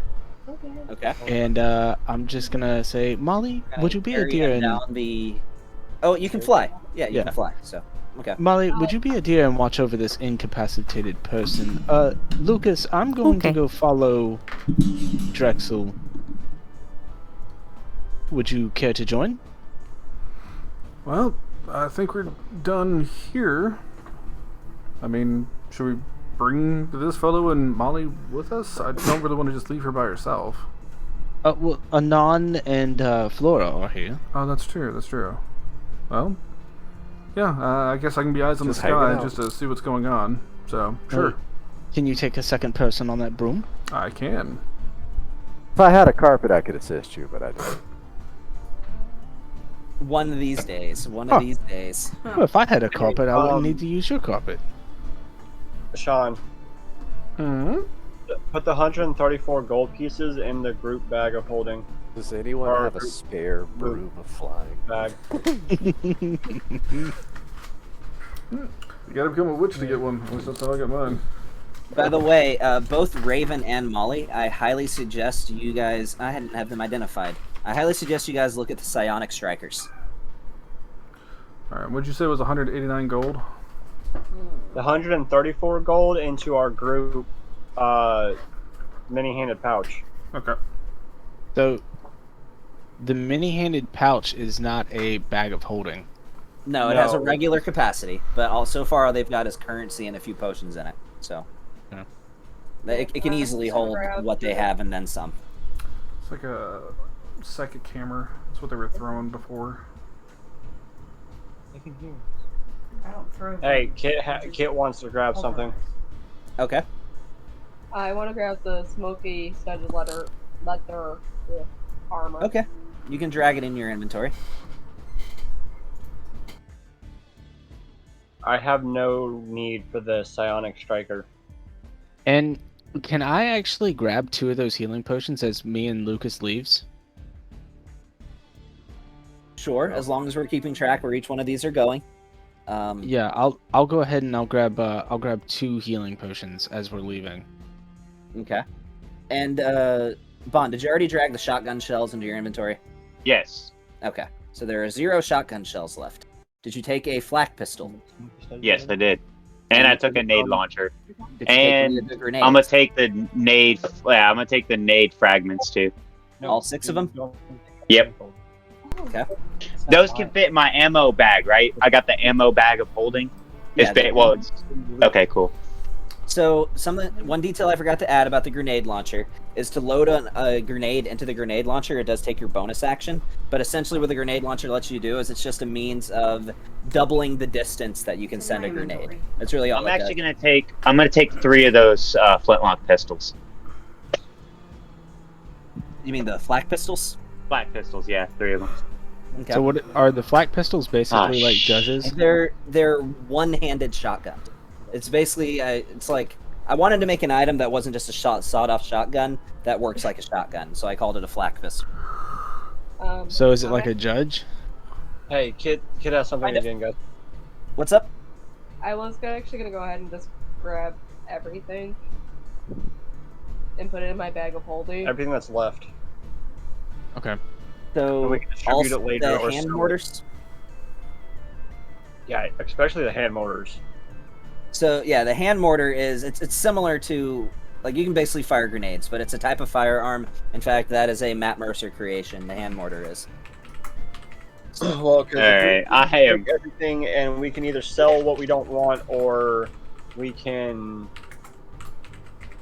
keep what we want to keep. But to keep this moving along, it's easier just to throw everything in a bag and distribute it later. Yeah. So just if you guys really want to be able to look at what's left, you can take that parcel for Glimmer Dressed Ambush and drag it to your bar at the bottom to be able to access it at any time. I've been deleting things out of it as you guys loot. So Make sure we definitely grab that gold. Go ahead and Yeah, take the that's gold already out of been it. added. It's already in the mini-handed pouch. Question. So currently with the stuff that I'm holding, I'm over encumbered. then you're gonna have to hand some of that stuff off, or your movement speed is halved, and you have disadvantage on dexterity saves. Alright, if that's the only penalties, fuck it. I'll put some in the boat once we get there. If we're not gonna get into combat. Okay, and I deleted a psionic striker since Molly's taken one. That's fine. Okay. Let's get to And doing this shit. Anand, there's something you might be interested in. Torch. Oh, I realized it wasn't identified. That shield of expression there. Shield of expression. Is that the one with the face on it? Yeah, it's just a shield with a face Yeah, on it. I remember that. Is Yeah, the I'll other shield just a shield? The other shield's just a shield. I'll take the shield of expression because I'm All right. currently holding a shield, but I'll make it angry. Drag it into your inventory, because I'm marking that there are 0 shields of expression. Do you still see the shield of expression in the parcel? It says Yeah, we zero. just see that 0. Okay, yeah, I went ahead and made it 0 because you said you were grabbing it. Just drag that from here into your inventory. Wizards don't have proficiency in shields. He does because he took a the feat to do it. Oh. Save you. Oh. Yeah, I've been Lucas, on you the ready? defense my entire life. Yeah, let's do the thing. And how many mortars have people taken? Or how many hand mortars have people taken? Molly takes all of the hand mortars. I mean, not Molly, Flora. Oh, quick, how many potions of healing are left? Because I'll actually take one 8. of those. Oh, 6. 2 of them. Neston took 2 of them. Sure, I can move around quick and help people up. If nobody's claiming it, I'll take 2. 2 2? potions of healing, All right. sure. So now there's 4 left. Whatever is left in here after you guys claim whatever you're claiming, I'm just gonna say is just gets thrown into a bag and you can sort through it later. Cool. Okay. Alright. Yeah, I'll have Neston hop on broom and let's roll. Where are you guys headed? You headed to the guild hall or to the docks? Where were you want to go, Guild hall. Neston? Guild Hall. Guild Hall it is. We're following Drexel, but we wanted to give him a head start so that way he can kill people before we get there. Also, Who's good idea. taking me with them? Because I have no means of transportation. Well, if you wanted to say that you were in the car, we're going to the ship. Well, and Molly and Flora are watching a body, or Molly is. Yeah. Okay. So you Well, can help if- investigate. I mean, interrogate. You can go check out the docks where there clearly was another attack that occurred. or you Yeah, can I want to go to the guild hall. docks. You want to go to I'm the gonna docks? so I'll just say I'm in the car with them. Okay. And now going in order, making sure everybody gets their turn, we are going to go back to the group that headed to the docks. So, you drive to the docks and you see that a large number of these Nearmizers, in fact, all of them that attacked, are all, except one of them, currently dead, where many of them appear dead. There is one that it appears like it could be, but no what appears to be any major wounds on the creature. There's some cuts and a few stab wounds, but there's there's one of one them of that them left. clearly looks in better condition than the rest, but is also obviously out of commission. As you approach the docks, however, you see a sight that nobody wants to see in Falthansia, with a very fancy-looking car, bright red in coloration, parked a couple 100 feet away in the other direction, with this cloaked figure wearing this long red trench coat and a red hood over his head, holding a pistol in one hand and a rapier in the other. You can tell from the features of this person that it is very obviously an elf. Long pointy ears that even create little points like that you can tell are parts of the ears underneath the hood. Deep red eyes, vibrant blue hair, long blue hair that just streaks down the front of his torso. Yeah, I'm ignoring him and going to the ship. He Straight looks up to you ignoring and him. He says, "Excuse me, Yes. I'm an agent of the Crown. Were you perhaps involved, maybe the targets of the attack over at Hawthorne's? I have some questions." Yeah, well, I'm not here to answer your questions. I'm here to make sure I don't I'm care. mandating you under the agents of the Crown that you are to answer my questions. I have stopped the attack on your ship. That's fine. Once I check on my ship and make sure everything in my ship is good, including Your the ship is crew fine. You will answer my questions. I will answer your questions after I check my ship and my crew. They are more important than anything that questions you may have, because at this current moment, I am not in mindset nor am I in will to answer questions. Hey. You go check on the crew. I'll talk to this dude. Just go. Raven, real quick, I've told you that your character is familiar with the agents of the Crown, right? Yes, but at this point, her crewmates come first before everything. She's a captain. Her crewmates come first. I will follow you onto your ship, but you will answer my questions. You will do it now, or you will do so on your ship. This is your last warning. Oh, homie, want to In fight? the name of the agents of the Crown. Fine, whatever. Now, do you know the identity of these attackers? Why was it that they attacked you? I have no idea. Maybe it's something that has to do with what happens in fucking hold on. You mean King's Crest? Yeah, at King's Crest. And what is your But I'm not relation to the 100% incident sure. that occurred in King's Crest? Well, me and some compatriots of mine stopped an attack on the on the party for honoring the 7 deadly sins. Do you have any idea why these assailants would have followed you here? How did they know where you were? I have no idea, nor do I have any recollection of how that could be possible, as I am very, very, very particular about taking certain routes that nobody knows. I understand. Look, I'm simply trying to help you. I am I Agent understand. Valrin Jock Hyvis. Under his royal agents. Now, I'm going to do a thorough investigation. I am the agent who is assigned to this town. And if what you are telling me is true, and they followed you here, with you as their intended target, he starts taking a few steps towards you. Do you step back? Nope. He whispers I in your stand my ear and ground. says, "Look, I am duty-bound not to share confidential information with you.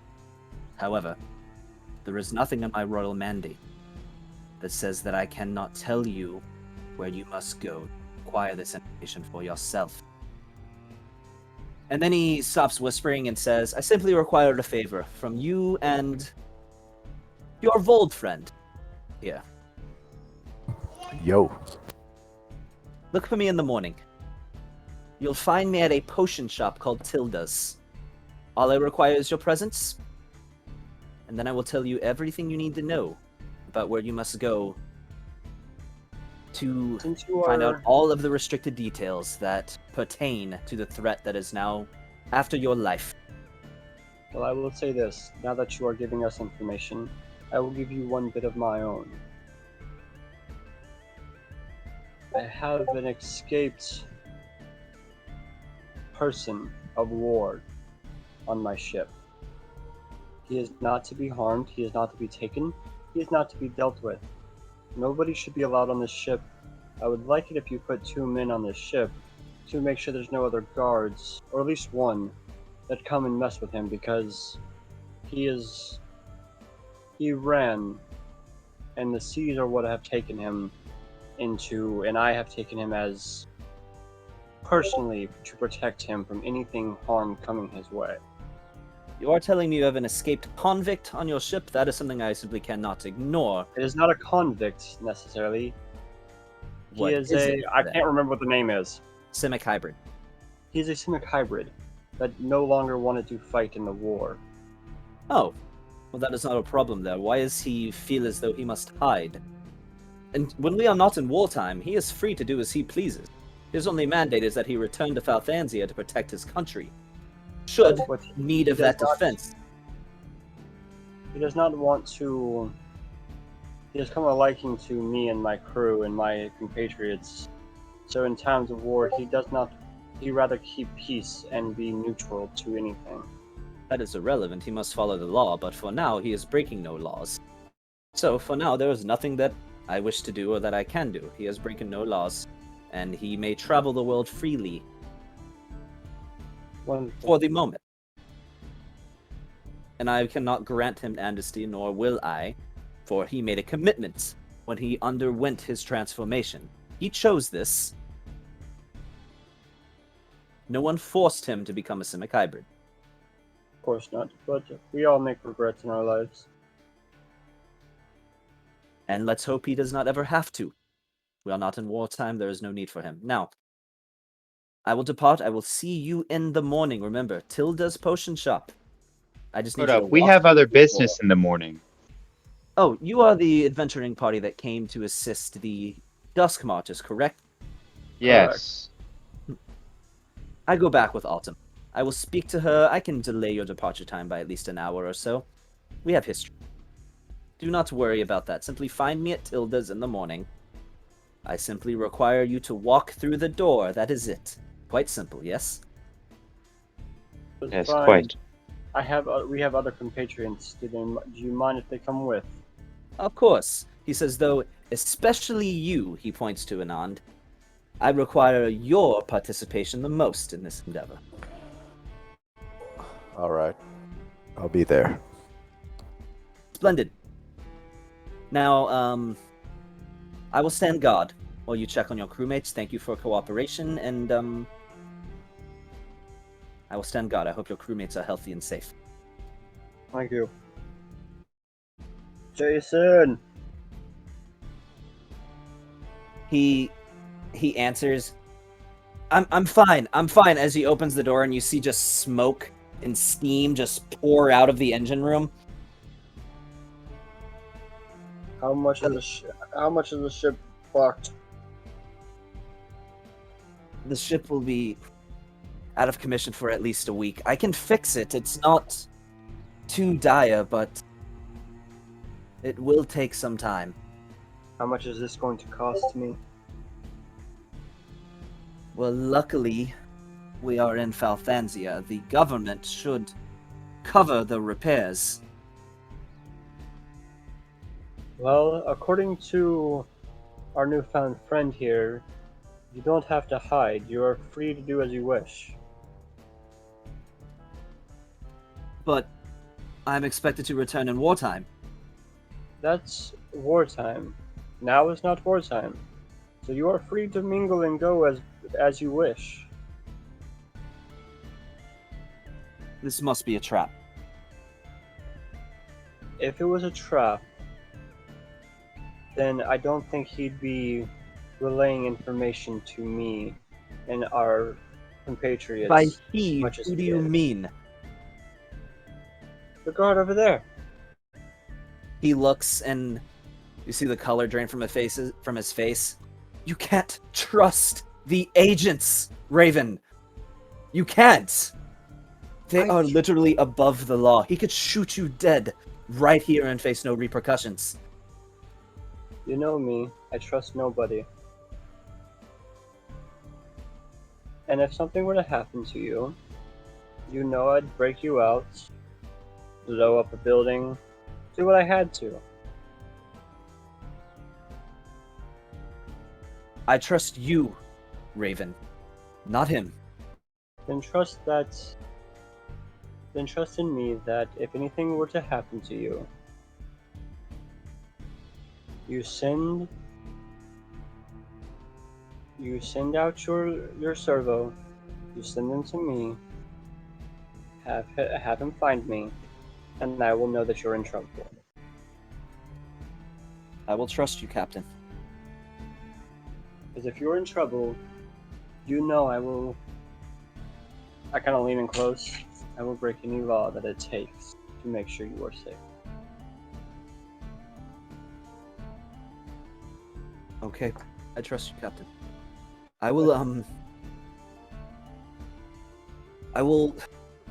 I suppose, speak to the agent and see if I can acquire the materials needed to make the repairs. If I disappear, you must find me. I will find you. No rash decisions, just get it done. I have to go meet the others at the guild hall for an interrogation, and I have a long night and an even longer next day. Okay. So with this, we're going to transition over to the group at the guild hall as Jason walks down the ramp, and you audibly hear Agent Valoran Jarkivis. If you guys want spelling, I'll type it. Thank you for your service to the crown. How can I help you? As we transition over to the group that headed to guild hall. So, you land after a short trip over to the guild hall and find that Drexel is speaking with some of the guards who survived the encounter. But you are immediately met with a grisly sight as about 8 of you see these 8 or so corpses, if you can even make out the number, as many of them are torn to pieces or crushed. Some of these guards look like their body was just they got turned and crushed into a ball of just flesh and bone, and it is a gruesome sight to behold. You, Neston, would obviously know you cannot be much more dead than this. Just as we're taking this in, because this is the guild hall, does it look like it's mostly guards, or is this like also the group of people that were gonna like lead the vampire attack tomorrow? You don't notice anybody from the group of people that was going to lead the vampire attack, because they stay at a separate headquarters. But a lot of lesser adventurers, you see a lot of bronze badges just scattered across the ground inside of this guild hall. Do I see a flying carpet? No, just kidding. Yes. No. So there is a bunch of adventurers, like dead bodies for adventurers around the guild hall. There is. But many of them, and the overwhelming majority of these look to have been bronze ranked.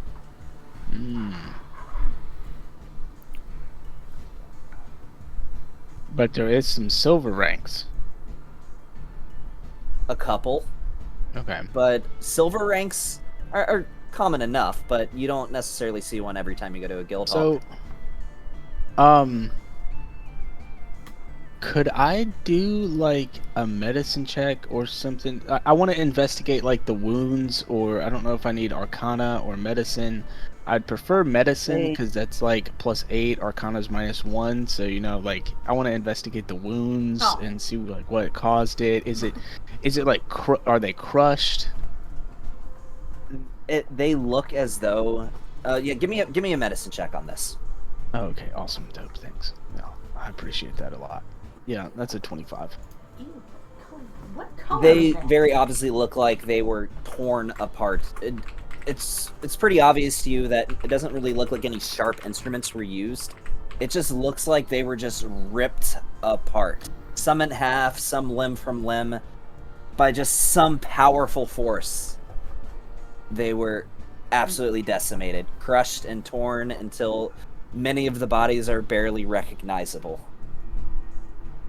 Though the rest of you can't help but feel a lingering energy. When you walk into this guild hall, it's like the hair on your arms stands up on end. You have a headache when you walk into this place. Lucas, Hmm? you have the ability to see magic, right? Sure. Might take a minute, but yeah. Could you not cast it, like instantaneously? Not at the moment. Okay. Take the time you need. I'm gonna take a look around, and I'm gonna cast Detect Magic. Feeling that You have energy detect thing. magic? Yeah, I am a cleric. Okay. No magic. There's. So what is this feeling that you're talking about again? Intuition. You have a headache, and your hair sort of stands on end. It's electric. Give me It's barometric. an insight check on this one. It's weather. Ooh, insight. Hold on. You know, you would be good since you're the in tune with nature barbarian. So It's barometric pressure related. yeah, there you go. I don't know if y'all could hear that, but yeah. Yeah, Barometric pressure. related. Getting a migraine. Yeah. I think I actually get advantage. I can't remember if I get advantage on insight or investigation. I'm looking it up real quick. I get advantage on both actually. Okay. Wait, what are we doing? Are we doing insight checks? What? I'm not. Yeah. I am. Yes, he asked me for one, so There you that's go. a 27. I'll trust that. This is. I think it's pretty decent. This is not magic that you're picking up on. This is psionics, which is a totally different force from magic. Okay. Is out of all the people that's dead in the guild hall, does nobody have any magical items on them? No, they're bronze ranked. Oh. And So there's no No, one. just because I feel like throwing you a bone. You find another mini-handed pouch. One mini-handed pouch. Huh. It's. Don't I we, give it to don't Lucas. we buy things from here? Like, They sell magic items and stuff. Yeah. Yeah, but they usually keep those elsewhere until you purchase them. Yeah, but I'm saying he should just be able to detect them. It is highlighted as a glow, an aura in your vision, meaning it still requires sight. The item. To be able to see I it. guess I'll take the other mini-handed pouch. Sure. Is there just a bunch of I hand it to Lucas.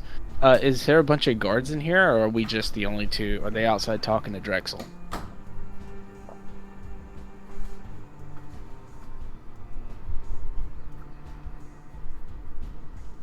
Oh, okay. Good All talk. right, Good talk.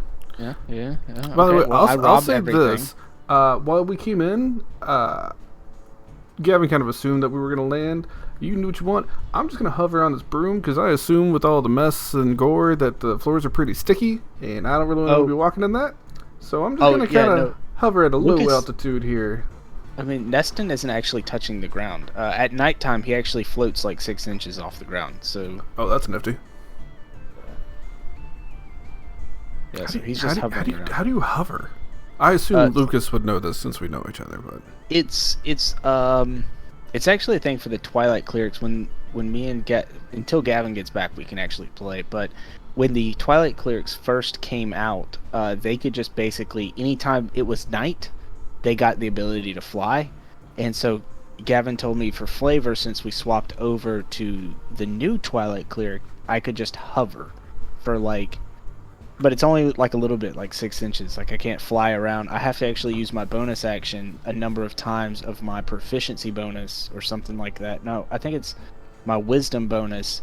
So I can only do it like 5 times per long rest where I can actually fly, and I've already used it twice. Still, that's pretty handy. Yeah, so just the hovering part is just for flavor, though. I got you. Oh, it comes in handy in situations like this where it's super gross. Yeah, I don't want to get my boots dirty. It wasn't until you said until Gavin gets back that I didn't realize you guys couldn't hear me. Oh. Okay. It did that stupid self-muting thing again, and the only way for me to fix it is by shutting down Discord completely and loading it back up. Anyway, how long has it been since you'd heard me? Because I'd said a lot. No, I had asked if there was any guards inside. Lucas said he was hovering. It was when you said that the magical item case was just glowing. No, so it's not glowing. So the guards are outside. The case is sort of in a back room. What, are you going to try to rob the guild hall? No, just more of like, is it there? Like, did somebody come and take all the stuff from the guild? Was this also a robbery? Like, we're trying to find out what's still here. It's not a robbery. No, but they could have taken some stuff. It could have been, hey, they wanted to murder everybody and take all the magical stuff while they were here. You know. Now, give me an investigation check, Neston, to see whether they took everything. What? How come he gets to do all the rolls? I don't get to do nothing. Or you can do it too. You can do it too, Lucas, if you're looking around. Well, I don't know. I was letting him do it because he's the one with detect magic on. Investigation, that's a -1, but I also get advantage. And that's a 19. Dang, dude. So you clearly see a case in the back that definitely has a magical red glow around it, which is the aura that you are used to seeing when magical items register within your detect magic. You said it's a chest? A large crate. Can I open it? You sure can. Does it explode in my face? It does not. Oh, You dope. open it and you see quite a few scrolls, some potions, some various magic items that you've been told about the day before. Why, are you going to try to take one? I don't want to take them. Well, I don't want to take them per se and like put them in my pocket, but I do want to rustle through them and see if do I find anything that shouldn't be in this crate? Like, I want to start taking stuff out of the crate and see if I can find something that shouldn't be in here. Not really. All you really find in the crate I'll is call what Lucas over because I'm not as proficient with arcane magic as Lucas is, so maybe he can go over the scrolls or something, or so. Numerically, it checks out. Everything that's missing from there would likely be the things that you have purchased. However, you are right, you cannot necessarily read all of these scrolls. So, Lucas, are you checking? If so, give me an Arcana check. Sure, yeah, I'm there. I'm doing the thing. Do I have advantage for some reason? I don't know. No, this is a regular Arcana. Yeah, nice. We're the high rollers over here. Yeah.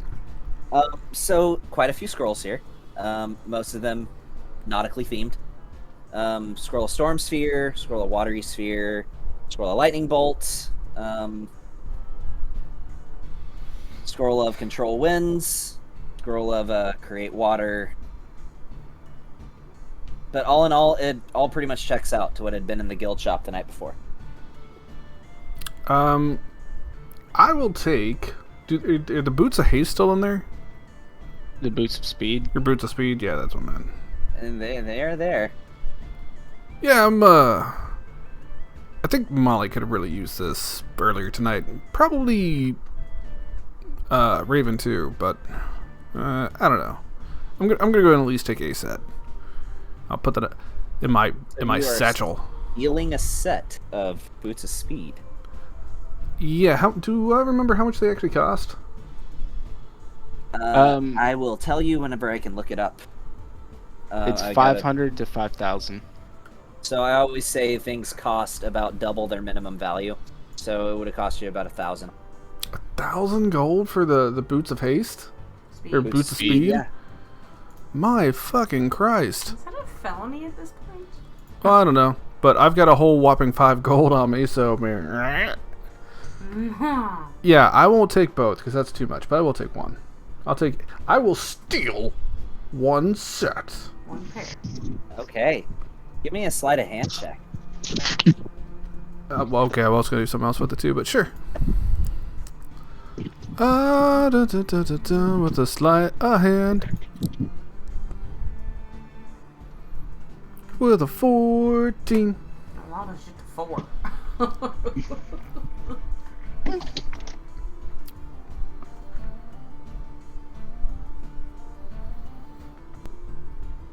A 14? Mm-hmm. It was a 14, yes. So when you take this, you just hear a chuckle from Drexel. Oh, is he like behind us? He was around. I mean, I don't stop. I wasn't gonna have the guards do it because I already said all the guards were outside. So that wouldn't have been fair if I'd had the guards make the check. I'll just look him dead in the eye and give him a nod and put him in my bag. Are you giving him the nod? Well, Lucas doesn't know the nod. Maybe one day. He just gives Drexel him knows the a nod. nod. Drexel will give you the nod as he teaches you how to perform the nod. Make an intimidation check now. I'm just saying. Alright. Lucas will recognize this new nod and make a mental note of it for later.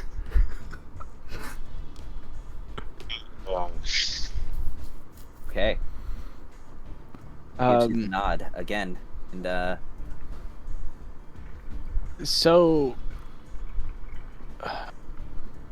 I guess I'll just go over to Drexel and kind of explain to him what I've discovered medically about all these people. first, Neston, did you want to make a perception check to see if you catch wind of Lucas's tomfoolery?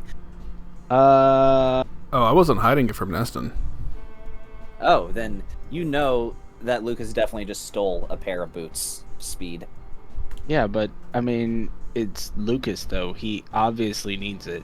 So, I mean, he wouldn't. Lucas is not a criminal, okay? He probably has it because he needs it. Actually, That's actually true, because I'm not even stealing it from me. Lucas, while everybody's outside, can I have just a second of your time? Oh, of course. So, you probably heard me send a message to Drexel over there. Do you think Galeem or Kal El Jazim? Do you think my assumption was correct? I think there's got to be a tie to that.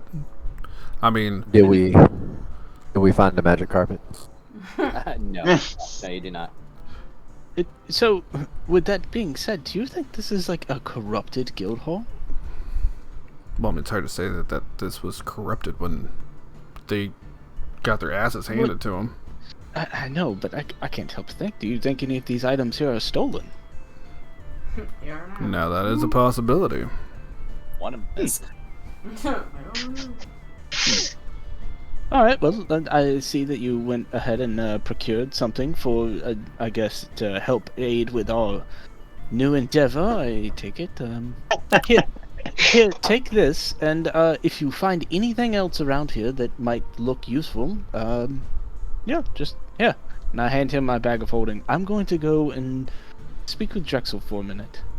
And I'm gonna go to Drexel after giving him my bag of holding. Okay. Drexel turns to you and says, "My friend, Neston, so the intel that I've acquired is they speak of some large, silvery creature with frightening psionic power that has fled into the forests south.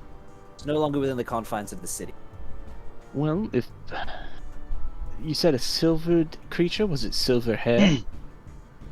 No hair. Appeared to be a humanoid shape with silver features and no noticeable, well, with silver skin. No noticeable features, however. No visible eye sockets. No hair. Was he on a surfboard? I did describe this as basically looking like Silver Surfer earlier. Well, it was, it does come back to mind that when we first met Guildmaster Al-Jazim, that he did had very prominent silver hair. I don't know if that's relevant, but yeah. He was, when we first spoke to him, when we got here, he was very interested and had a lot of questions about who we were, and weirdly excited that we were here. Weirdly excited. It was strange. I did not like it.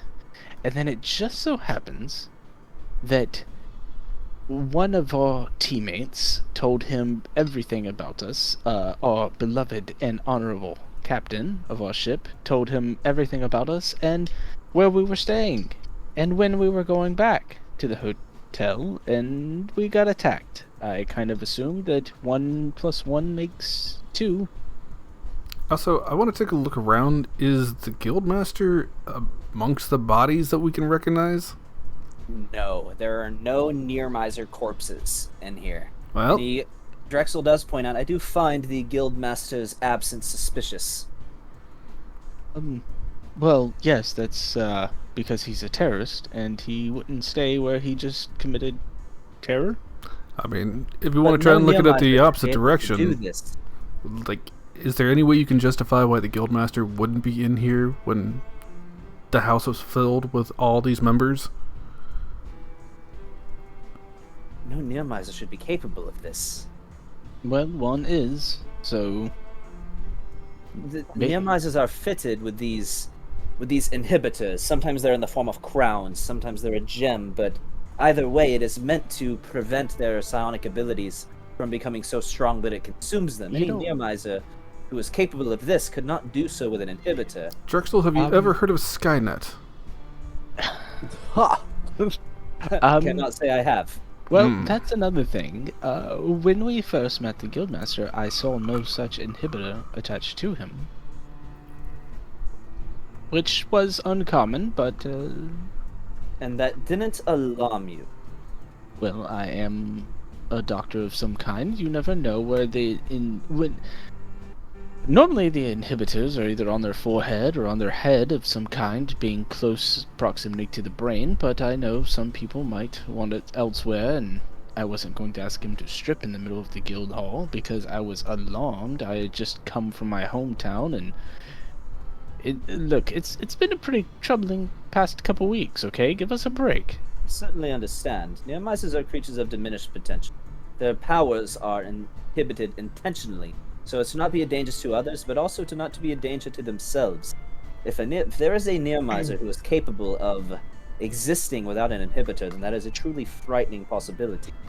Did you ever read the historical thesis from the Archmage Velastros that proposed executing and eradicating all psionic users. He called it psionicosis. When they were first came about 112 years ago. Did you ever read that thesis? Cannot say I have. I do know he has been a rather, or at least was, a rather harsh critic of this. Yes. Well, the more we are attacked by Nearmizers, the more I see to his validations. It's not exactly a fair judgment to make. You weren't shot at with grenade launchers all I night. understand that. One of my dearest friends happens to also be a Nearmizer, though. Norn Bravemight, he was once a dwarf.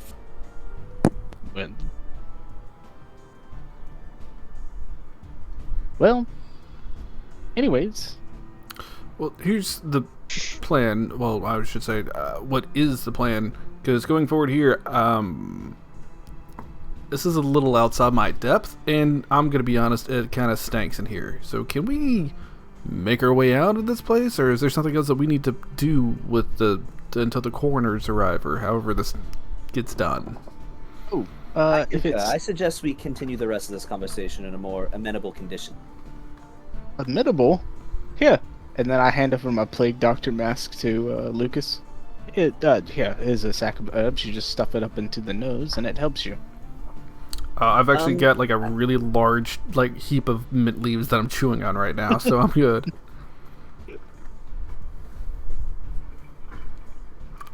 I do not I do not see the need for us to continue this conversation surrounded by corpses. We will. Well, I do believe that we have met the end of our expertise here, right, Lucas? I mean, I don't really have anything else I think that I can contribute to a murder mess here. I propose we let the authorities handle this for now, though of course, when you took an oath as adventurers, as heroes, this is your jurisdiction now too. I'd say even more so, since it seems as though you are the target. If I'm not mistaken, there must be a contract provided for before we can actually take any type of action going forward. That is true, but the world is changing. Look out for contracts that might send you in the direction of somewhere that might provide answers. Well, and to be honest, we were hunted. We got targeted here. And do keep in mind that anytime you accept a contract, it broadcasts your location to every other Heroes Guild. Yes, Guild Master Kaleem, as I will further be calling him, he actually informed us of such that once we signed up for the guild, he knew everything about us. So it seems like before we continue just talking, has anyone got an idea or a means to be able to track down Kaleem or Guildmaster? Because it seems like that needs to be the person we should be trying to talk to right now. Granted, I'm not entirely familiar with this continent. I am to some degree, but it is not what I call home. But I do know that every city in Falthansia has at least one, sometimes multiple, agents of the Crown who are assigned there. The agents of the Crown mandate is simply to preserve the utopia by any means necessary. And if you wish for further progress in this investigation, perhaps you should seek out this city's agent. I believe his name is Valrin Jarkivis, I would like to say. Can we not just look for clues of where we might have found the Guildmaster from here? Can the three of us come in at this point? Would you have started heading over to the guild hall? Yeah, that's what I said though. Like when we finally ended, it was we were headed towards the guild hall. Okay. Then I'd say that you guys could be arriving right about now. As Lucas and Neston, you see a very familiar vehicle pull up outside the guild hall, sort of swerving slightly to avoid the mess of bodies outside. Before they quite pull up, I'll just turn to Neston. Well, if that's the case, if we find this person that he's talking about, you think we could bring him to the one we kept alive? Maybe try and get some questions for a lead for where the Guildmaster is? I think one might lead to the other. So it seems the best option that I can come up with. Yes, do you want... Well, it looks like the captain is here, so maybe he can take over the situation here. What, you want to head back straight to the inn with Molly and Flora? I don't want to leave them on their own for too long, and well, it's a dying guy. I don't know how much time he's got on the clock for us to get some questions. Do not degrade my medical profession and skills, please. He's very much alive. He might be in extreme pain when we get back, but I have medicine for that. My apologies. Thank Hey, you. Lucas. Mm. Come here real quick. Neston, come here. All Okay. right. So our plans to go help with the vampires is going to be delayed by an hour. Great. No, we have to go meet with one of the, pretty much the Agent of the Crown. Crown's guards. Age in the Apparently crown. there's some information that we don't know about these Nearmizers hunting us that he knows. Oh, no, we know a lot about them. But, yeah, it would be great that we were actually just discussing that with Drexel. Wonderful. But yes, we're supposed to meet him tomorrow morning in the Ocean shop. post shop, and we just have to walk in the door. That's all we have to do. Well, there's really nothing else here at the guild hall for us. Me and Lucas, were about to head back to the inn. There's one thing I do want to take a look at, and I think would probably be best with everyone here. If we're suspicious of the guildmaster, and this is the guild hall, why don't we just go through his stuff? Can we take a look at his room, see if there's anything, any notes, anything from this guy? Lucas, you're a genius. Well, Okay, so thank you're you. gonna go investigate his room? Yeah, I just want to take a look around and see, literally whatever we might find for clues if we're suspicious of this guy. Okay, give me anybody can do this, an investigation check. I'm actually going to look at Anad, because he's there. Yes. Didn't I see you use a wand before that, finds hidden chambers and things like that? You sure did. As he says this, I produce my adventurer's wand, and it will find any hidden doors or any traps. God, I fucking love that wand in the last campaign. Such a good one. I didn't know it existed until he requested it. Turns out we just don't have the module for it, but it is a very real wand. It is so good. So you do this, and you see a piece of the floorboard back in his quarters, which is connected to the area where they keep all their inventory for the shop. And you see a panel glow a slight blue. Ooh, hey, it's glowing right there, guys. I point at it. Anybody want to check it for traps? Has Oh wait, his my wand tells us detect- if it's But trapped. the wand checks it Yeah. for traps. It lets us know if there's any traps. Has my detect magic gone off yet? It lasts for 10 minutes. Did you mute yourself again there, Gavin? Because I don't hear you. No, I'm here. Okay. Your detect magic, no, not necessarily. Not in this room, nothing magical. Well, Okay. I'll say once the floorboard gets peeled back, you do notice something magical. Okay. Well then, I'll open it. Okay. So, what you find is what looks to be this very ornate golden box. This particular box, you can tell when you open it, has a thin layer of lead on the inside of it. And what you find is quite peculiar inside of this box. What you see is this golden crown that looks like it could be worn around the back of the head. But this crown is broken in two, completely snapped.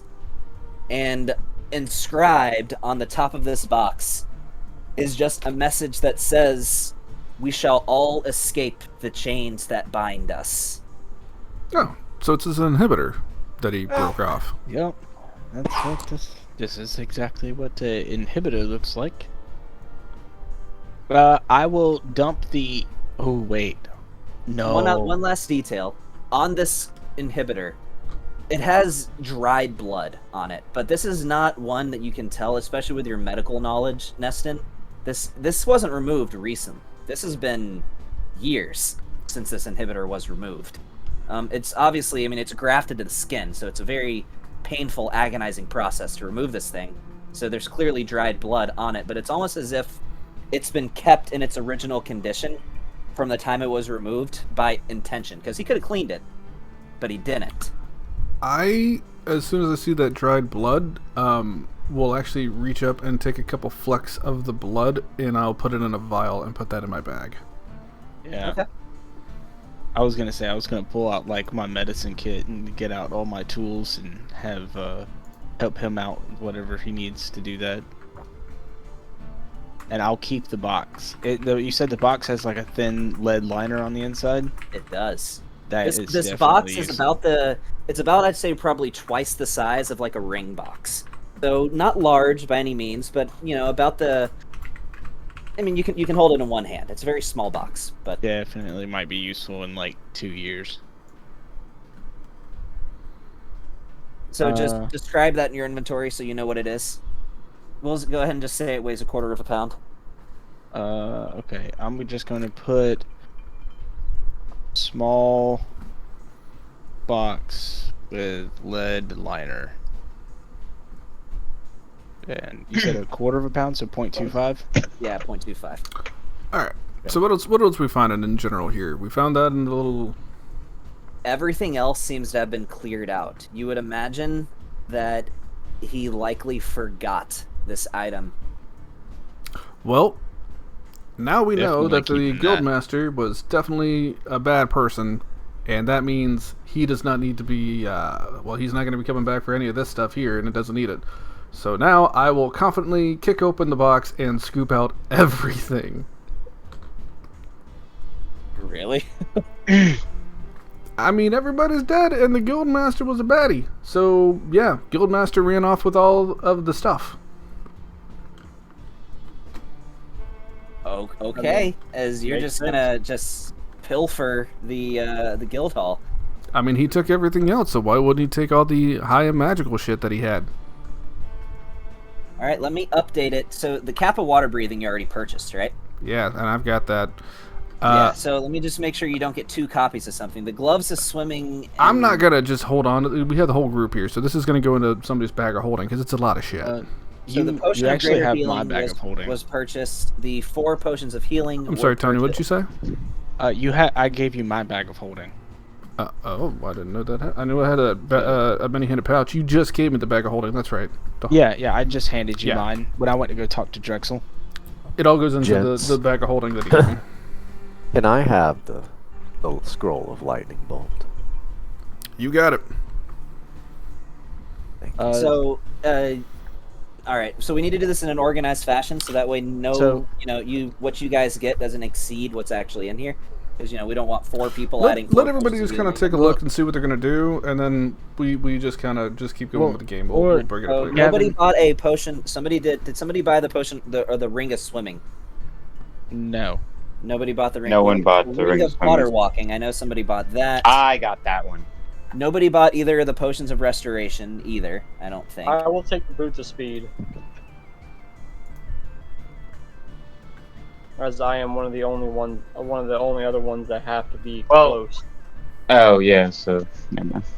All right, so this is assuming that you already grabbed the second, because there are 2 pairs of boots of speed. It just shows 1 because you said you already grabbed one of the pairs. Yeah, he did. I did. Yeah, I know you didn't, but I put it in my inventory.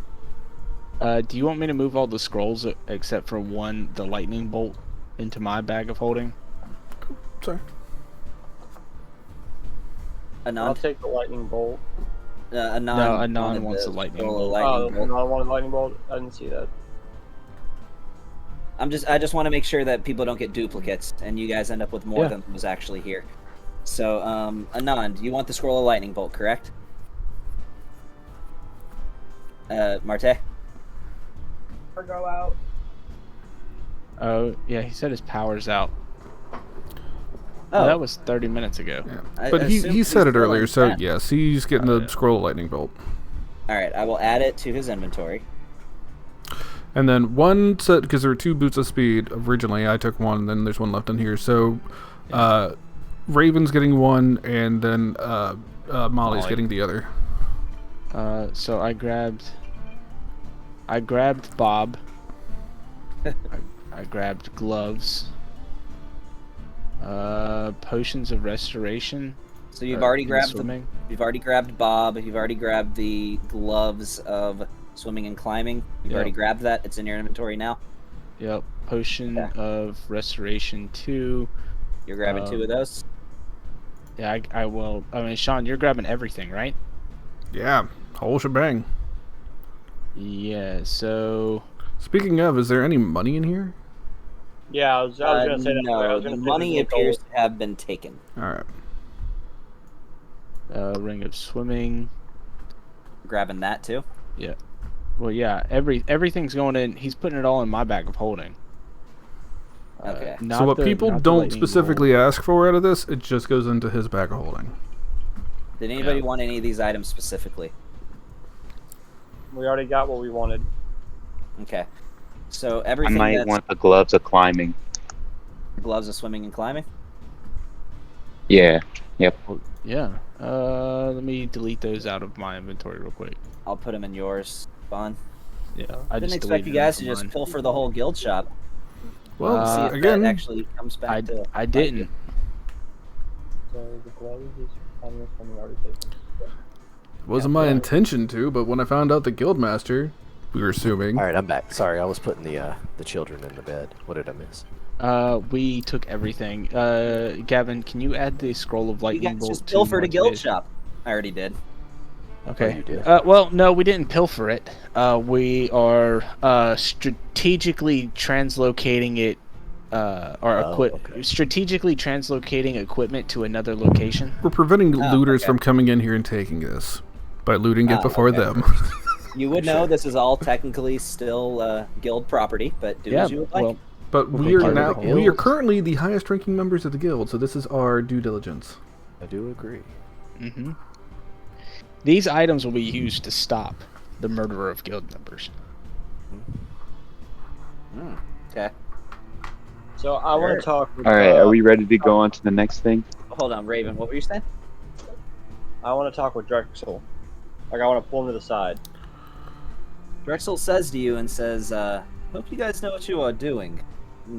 Pray that the guild does not. I'm not certainly going to rat you out, but pray that the guild does not determine that it was you who strategically removed the entire inventory of this shop into your own person." Strategically.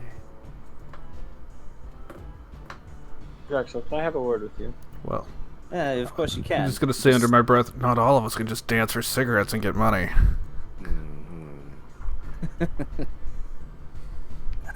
Yes, Raven. Well, what's on your mind? What happens now? Do they send a new guild master? Like, what's the whole ordeal with this? Well, as far as their jurisdiction in Falthansia, the reigning agent of the city will temporarily take over duties of the guild hall until a formal appointment can be made. Though that should take only a matter of a few days to have a new guild master appointed.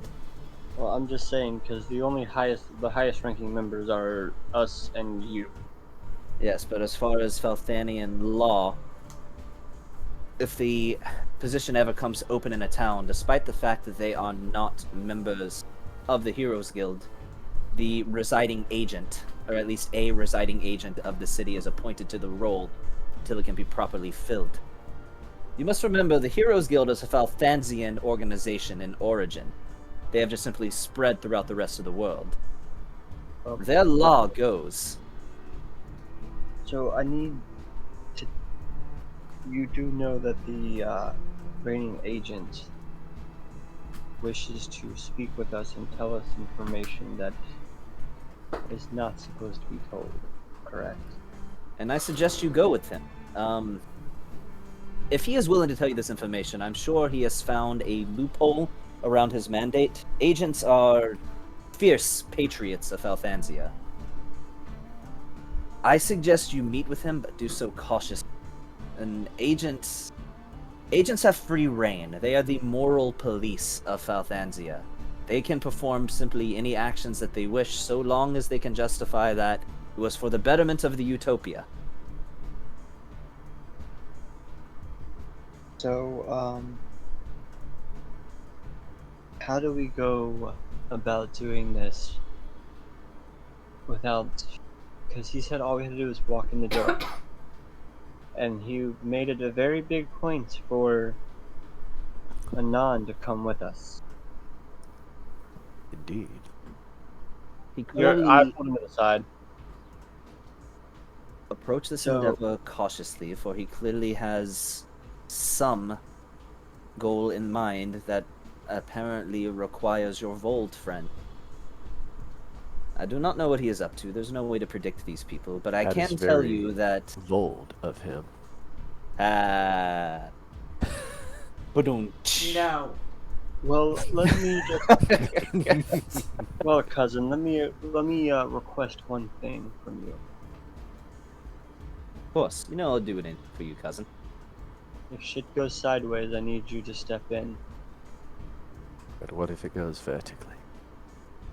With the puns. Okay, thanks, I will keep an Dad. ear out. I will be within the perimeter of this I know what this place is called. It's Tilda's. It's a potion shop. It's a little piece of history of town. One of the few independent potion vendors left. I will tell you that I'm fairly certain I could defeat an agent in combat if I had to, but they are quite skilled. Do not underestimate them. Just saying, if things go sideways, we're gonna need your help. Of course. Alright. So, shall we get back to Molly and Flora? By the way, I did actually want to give Molly and Flora, who are still back there, a chance to do something independently. So, while the rest are gone, you imagine about this time you would have been about halfway through the whole endeavor after the rest of the crew met up with the others at the Heroes Guild. You start hearing as this Nearmizer, who is currently restrained, starts waking up. With just the two of you there in his presence. Nice. I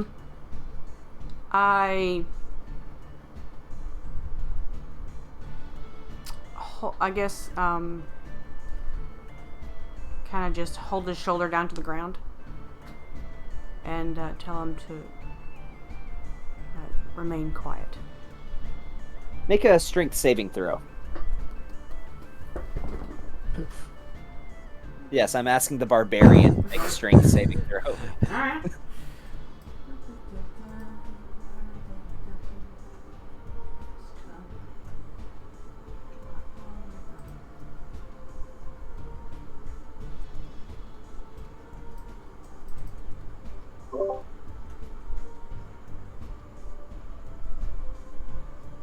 You there, Kelly? Yeah. I just did it 17 plus 8, but okay, let's try that again. So what'd you roll? I did a 17, and then I just did a 12. There it is. Okay. Okay. I was having some Sorry, problems. I just wasn't seeing it. No, Alright, so it was lagging. A 25. So you laugh it off. You can tell he reaches out with some kind of psionic energy and tries to push you away. No. It feels like somebody just lightly tapped your shoulder. Quiet you. You will all die in holy fire.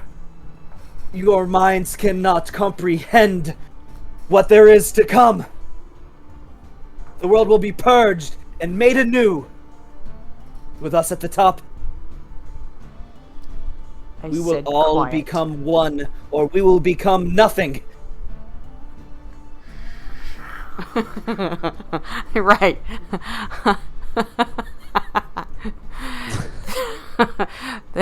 Sorry, I'm laughing at Sean. Molly then checks her finger and holds it against his mouth, saying, shh. But I start pushing his face down. Shh. Here, does this smell like chloroform? Quiet time. He says, I have accepted my fate. Mm-hmm. And then he says,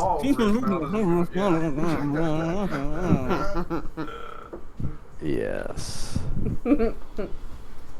I mean, you guys could go and find like a Fox Crates, by the way, that's like Hooters, but sort of up a level, and buy a gag ball for him. You know, that would keep him shut up. So it means crushing a skull, but you know, whatever. I actually have something like that. Oh, well, look at you. IRL or in game? Both. Oh. Yeah, I would assume that in my medicine kit I have something for people to bite down on normally. Like Yeah, when we have to bite dicks. amputate legs. They Yeah. don't consider that wooden spoons, but okay. So now I will say that you guys arrive back to a Nearmizer who is thrashing and flailing about as you see Molly just one-handed, like, nerd in high school pushing his face into the ground. Excuse me, Nice. Molly, can you just knock him out again? Just one punch in the face will do. God. What? I don't know if I can control the power. You can do Hey, non man. melee damage. I know. Just Yeah, you can. You Flick can him and then, like- specify that it's non-lethal. Can I just like El Kabong him? El, wow, I haven't heard that in a long time. El, come on. Yay! It's actually what, from now on, my spiritual weapon will be an alcohol. That's hammer. awesome. El, come on. Nice. All right. So what do you do?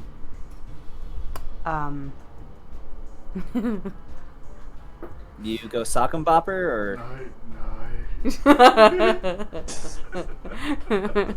Oh, barbarian. Yeah, I'll just mumble night night and I flick him in the forehead. Non-lethal, of course. you're literally just gonna flick him in the forehead? Yes. Yes. That's funny. That's So a beastly gauntleted flick. So you do it. Yeah, you see this Goliath just lean down, night night, flick, and with an audible just smack enough to make a noise. He goes night night. He just falls back limp. Sleepy, sleepy.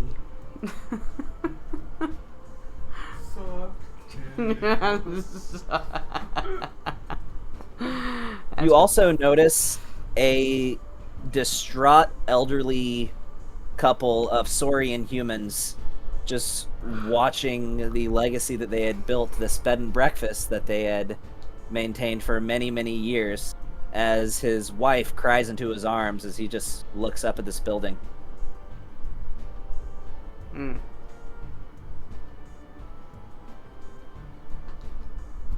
Awkward.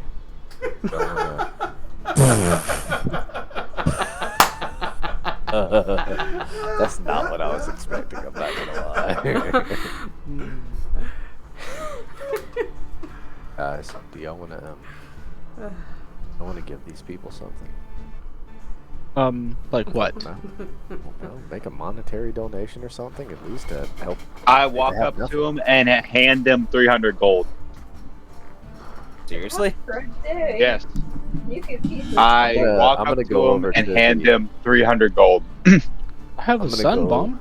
Not Go wanting to over be to out. the, Oh, sorry, go ahead. I Hey was gonna Bon, say- what's your alignment? Oh, yeah, that's yeah, true. hold on Well, one no, I'm not second. restricting your actions, but I Yeah. reserve the right to change your alignments if you show a certain tendency for a long enough period of time. Oh yeah, that's true. Well, okay. I mean, I still have, like, I want you to I do still what you do want to some do. stupid. The I alignment still steal should shit. not- Yeah. Look, what I tell you, So does how I was Robin Hood. gonna play this game. Robin Hood's man. Robin Hood. Exactly. That's Okay. the kind of alignment I have. Is a Robin Hood alignment. Hold on. I am. That's chaotic good, my man. I'm straight Yeah, up evil. Chaotic good. So That's what I am. Then I'm chaotic good. Which side of the evil spectrum are you? Because there's only one of them that's I'm pretty chaotic decent. neutral right now. I'm chaotic. I was chaotic neutral at If you're first. saying that You're chaotic good, man. If this is something that you would, the kind of thing that you would do on a routine basis, if you actually feel pity for these people, you're Yeah, like I chaotic feel good. bad. Like I feel bad for them because like this is terrible. Like shit just happened. But like I'm not gonna feel bad for anybody who tries to come up and hurt me. Like I'm gonna kill that motherfucker. Neither would a chaotic good person. Okay, yeah, chaotic neutral with chaotic tendencies that I would accept. So, Chaotic neutral with good tendencies is your new alignment. not to be Okay, that's outdone by this, I will walk up and say, hopefully this will help. And I will turn on my coin purse and empty the whole thing into their hands. All 5 gold. Wait, how much is in your coin purse? 5 gold. 5 gold. Which Not coin to purse be- is he talking about? Not to be outdone by their, not to be outdone by their measly monetary value. I will walk up to them and put a hand on each of their shoulder and say, "By the blessing of Palo, give you hope. You will rebuild one day, and by the sweet guidance, And I'm Someday 85. they will I bless you." haven't long. Hold on, sorry. What were you saying, Tony? Basically, I'm gonna pray for them. Okay. Well, I can't really do anything with your alignment. And then I'm gonna walk over to the door, or whatever's like the least shaggiest, like out of Aldous destruction, and I'm just gonna cast mending, as like the rest of the entire building is collapsed. Just You see a single piece of brick lift off the ground and replace itself on the wall. And it's only like 1 by 1 inch cube of the brick, not even a full brick, just a 1 inch piece. Oh, man, I I didn't got You the might ball be able to rolling fix for it you. for them if you cast mending about 3,000 more times. I just wanted to I get the did ball not rolling. think about this, man. What? Cause so like my initial response is to help, but my character is straight up evil. My alignment is just evil. Do you want to tell people what it is? Because I mean, straight up evil isn't an alignment. There's 3 you can fall under. So I think I'm neutral evil. That's the best No, of all you 3. told me that you were lawful evil. Okay, I'm lawful evil. Okay, I So- didn't remember. But you can be whichever one you want. But Well, I'm telling. We're out of character. The character stuff. The group. doesn't here's the know. thing, because Gavin loves going into thinking about morality and whatnot. I'll say it the way like that I played Shiziki for years and whatnot. You can do good things whether you're evil or not. It's the reason behind it. I'm gonna do Yeah. you a favor 1 because second. now you owe me. I'm gonna help this person out because now they trust me. Yeah, and really the difference between neutral and lawful evil, where lawful evil is like Darth Vader. Yeah. It's the most iconic position. Like, there is a chain of command. There is laws and orders to follow by, but you're at the top of that chain. And Okay. then neutral is like, I'm going to do what I want to do when I want to do it. But in all honesty, man, I hate people that are confined by their alignment of how they want to play a character. Play it how you want, man. Adapt your alignment as only- you go. The Well, let only me thing try that- something real quick. Anon walks over to the older gentleman, reaches in his bag of holding and pulls out a diamond, puts it in the guy's hand, but doesn't let go. Squeezes his hand with the diamond in it, leans over, whispers in his ear, and says, "Don't forget where your help came from today. Rebuild. But when I call on you, hey, sorry. I expect help." All right. I am back. I apologize. You just missed the coolest thing Oh ever. my god, dude! Like, what Oh, that was Oh, a breakout moment. I'm sorry. You now know you what? gotta repeat it. Oh man, now my I know. The mood cool killer. streak is gone. Okay, so are you ready, Gavin? Yes, I'm ready. Okay. So Anon, surveying the situation, reaches into his bag of holding, pulls out a diamond, walks over to the elderly man, slaps it in his hand but doesn't let go, squeezes his hand with the diamond in it as he leans over and whispers in his ear and says, "Take this, rebuild. Don't forget where this help has come from. I expect called upon, we will assist. And he relinquishes his hand and walks away. He looks at you and just says, "But wait." Do you keep walking? Keep walking. Back turned completely. Okay. What did he say to my freaking 300 gold? Like, I literally gave him 300 gold. So that would be about equal value, the diamond Yeah. that he gave, and then the But 300 gold. mine looked much So- cooler. Okay, whatever. Presentation, I mean. He doesn't even. Wait, hold up. How does he even know the price of the diamond? That could be like 100 gold. Thank you. No, it's 300. Typically, people would probably overestimate the value of it, True. actually. But This is, I mean- he's a peasant. He doesn't know anything. He thinks I just gave him the world. And he owes me a you gave favor. him the 300 gold. He just looks at you and says, "Thank you truly for your generosity. We will rebuild, and It will cost a great nation will help us. They will Nicky, contribute subsidies and Sean's character. we'll recover." I am your nation. Empire of laws shining bright. May favor ever be on your side.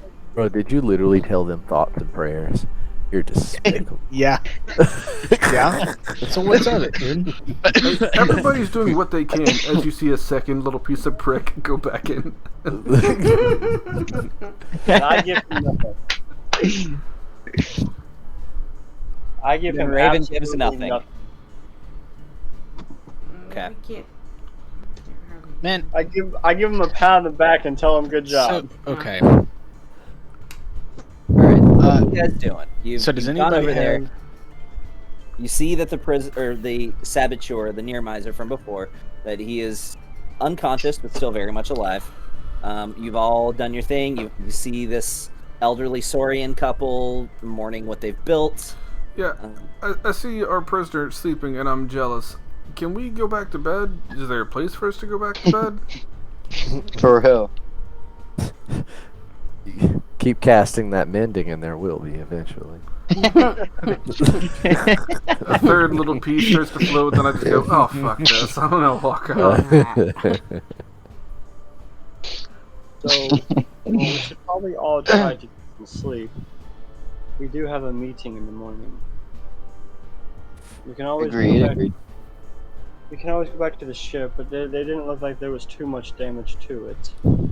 I just need a bed and a pillow. I mean, from the condition of the ship, you would imagine. I mean, all it did was get a hole punched in it. The only reason you can't sail it right now is because it would sink. But the ground is still fairly shallow where you're at, so I mean, it's probably Kind of just important. resting on the ground. But it's still very much could be used as a place to stay.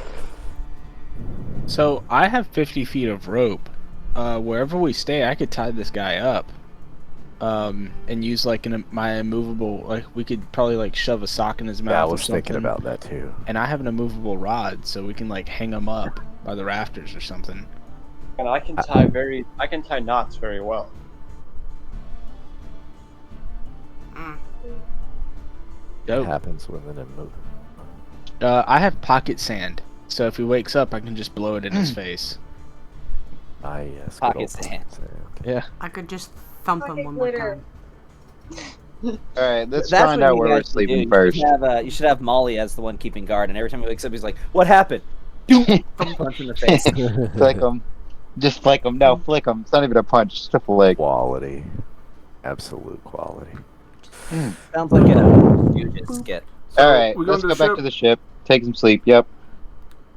Alright. I'm just gonna say this: whenever we set this guy up, I'm going to ritual cast alarm, and I'm gonna put it around him. So if he gets up and starts to like try and go anywhere, I'll know.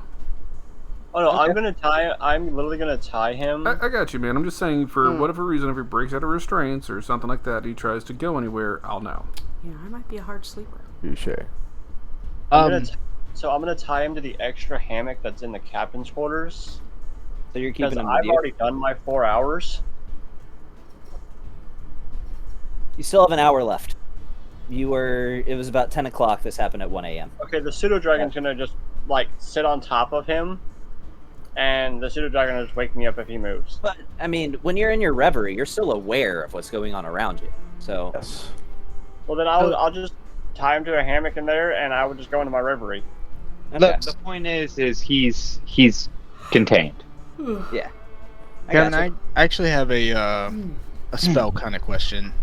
Okay. So Liamon's tiny hut, it blocks all types of magic and everything like that.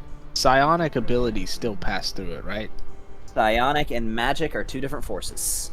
Right. Okay. Just wondering. Good about it. So that's yeah, the I'm- frustrating thing about psionics. It lacks some of the potency that magic does, but there's not a whole lot of things you can do to defend against it. Right. But Okay. are we going back to the ship to sleep? Yes, we already said that. Yes. Cool. Then that's what we're doing. Let us rest so we can be our best. Fast No. forward in the morning. Yep, skip in the morning. All right. So you wake up as the clock strikes 7. Ew. What do you do? I've been up for a while. Go back to sleep. You had obligations in the morning. I'm just kidding. Yeah, we gotta Yeah, go we- do oh. shit. I don't sleep. Alright. It was a joke. Alright, I'm off to meet the blue-haired douche. So you see a red vehicle, this sort of classic-y looking car, similar to the one that you drive, but much more streamlined, clearly a nicer model of Arcanatech make. Bright red paint job, and it's parked right outside of this potion shop that is called Tilda's Tinctures. I walk in. And you walk in, and mid-conversation, you see this old, well, I wouldn't say old, more like later middle-aged, probably late 40s, early 50s, Falthanian human, who's just talking to the agent and just says, I appreciate so much for everything you do for our name. Is there anything else that you would like? Until she looks at you, Anand, when you walk through the door, and she just says, Abomination! No Vold are allowed in this establishment. I will not have it! Oh. He turns to her and says, you know, Miss Tilda, I actually don't think I need anything today. He pulls out a notebook and scribbles some notes in it and says, I believe I will, make my farewell. And she looks at him and says, oh, well, I hope to see you soon. And he just looks back at her and says, I can assure you, you will. As he walks out the door, and he says in your ear, Anand, thank you for your assistance. Wow. Don't really know how to feel about that. So now what? Karens exist in every world, I guess. Now what? Now I'm gonna go buy some potions. No, we're here for business. And we said that we brought our Nearmizer And friend with us. what is this shop that we're at? A potion shop. Called Tilda's Tinctures. This is Tilda's team. So are you going to tell us what we need to know now? Or are we going to have to play this Chase the Rabbit game? Yeah, could Oh. we say that we brought our Nearmizer friend with us, our new bestie? I'm What naming him exactly John. would you bring him? Dragging him. Oh. Molly. I Yeah, mean, you Molly's could got have more brought sword. him. Super strong. You could have brought him if you wanted to. I don't know what you're gonna do with him. Molly's Give our, him to this guy. our people transport person.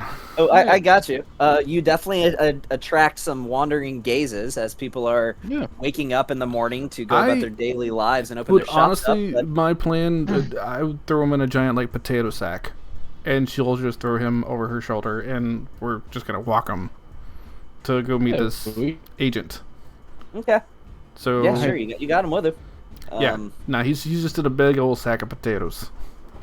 Oh, potato. So Sorry. are we setting out? You still haven't received your part of the bargain. So he says, "Oh, I got everything I needed." And Now it's your turn to get awakened one. What was your name? Anand. I'm Agent Valorant Jacquivist. Really, truly, you have helped me out greatly this day. Now it's your turn to give your part of the bargain. So, as I said before, it is part of my mandate that I cannot disclose confidential information. However, I can point you in the direction of who can. After you finish with your contract, it would be in your best interest to make your way to the city of Pulsloft. There, The you are to pseudo-dragon's look- writing all this down, by the way. Okay. There, you will find he's a rather famous figure. He may not wish to speak with you at first, but I believe you will have no trouble persuading him to do so. You were to look for a man named Delrind Vandergrass. Vander. If you do not recognize the name, he is the first Nearmizer, and he currently resides in the city of Pulsloft. Nearby. Oh, speaking of Nearmizers, Molly. Oh. Yeah. Kabloosh. And she just drops a sack of potatoes on the ground. So this is one of the Nearmizers that attacked us at the hotel. And we spoke with Drexel last night. Drexel Belrook, Herald. Wow, Drexel was here. Yes. He's got friends in high places, don't you? Well, we found out a lot of the Nearmizer attack on the Guildhall. I take it you know about that as well. Indeed, I do. We are Yes. currently investigating that unfortunate incident, but Yes, mind. it was. So we, with the help of Drexel Belrook and then probably the emission of this guy here, long story short, It was the Guildmaster. fucking, what's that guy's name? I forget. Yes, I tell him everything like Kaleem is Kal El Jazim. He murdered everybody at the Guildhall. We have nefarious his dude. inhibitor. Yeah, I'll tell him about my medical prowess and how he ripped out his inhibitor, like Sean said. Yeah, and like how we kind of like pieced it together that like we told him basically where we were going, where we were, and then we were attacked immediately. Guildmaster Jazim is already our primary suspect, though indeed this will be taken as additional evidence in his trial. Granted, I find it unlikely that if your information is true, which it likely is, and they are one and the same, I do not think you will likely go without a fight, which in that case, the agents are already looking for him and we are prepared to execute him on sight. He does not have an inhibitor, keep that in mind. I'm Which sure we makes are him- quite skilled. I believe, trust me, a few of us, we can handle it. Well, it also seems odd that for whatever reason he is covering tracks too. We searched the guild hall and everything in his room was taken, all his paperwork. There's nothing left behind, so he still has things that he's wanting to hide. He even took all the inventory, it looks like, out of his chest. I'm gonna need you to make a deception check on that one. Yeah. Ooh. Can I go in for the assist? If you can provide a meaningful contribution to the lie. Because even So- when I walked in, I saw nothing that was there. Remember, I walked in after them. I walked in, I saw nothing. I was just scouting around to see if there was anything I could do to help anybody, and I saw nothing. I want to provide the box that his inhibitor is in and show him the inhibitor, but tell him I want to keep the box if possible and he can have the inhibitor. To kind of like show him proof that this was like his inhibitor and he really kind of like. Yeah. I mean, That he removed it. in all honesty, I think we're giving him a lot of stuff and giving him a lot of truth with this, so I kind of think that is I'm gonna give you advantage on it. okay. Plus More 5. because advantage. Oh. More because of that. The fact that you're giving him a lot. Just saying, I saw it too. That wouldn't really have been enough to give advantage, but Luck point. Yeah, that'll do. all right. Oh yeah. I didn't see any of it. It's not loading on my screen. I don't know. Yeah. So Get good. he doesn't question Oh. you when you bring that up. He Hey, even took the guild inventory. That is theft. Well, I mean, I think he was the guild master, so knowing he'd have access to it while he was on the run, they might have some things to have some uses out of it, I guess. I suppose when you've already have the charges that he is racking up, what's a little theft charge on top of that? Thank Very you. true.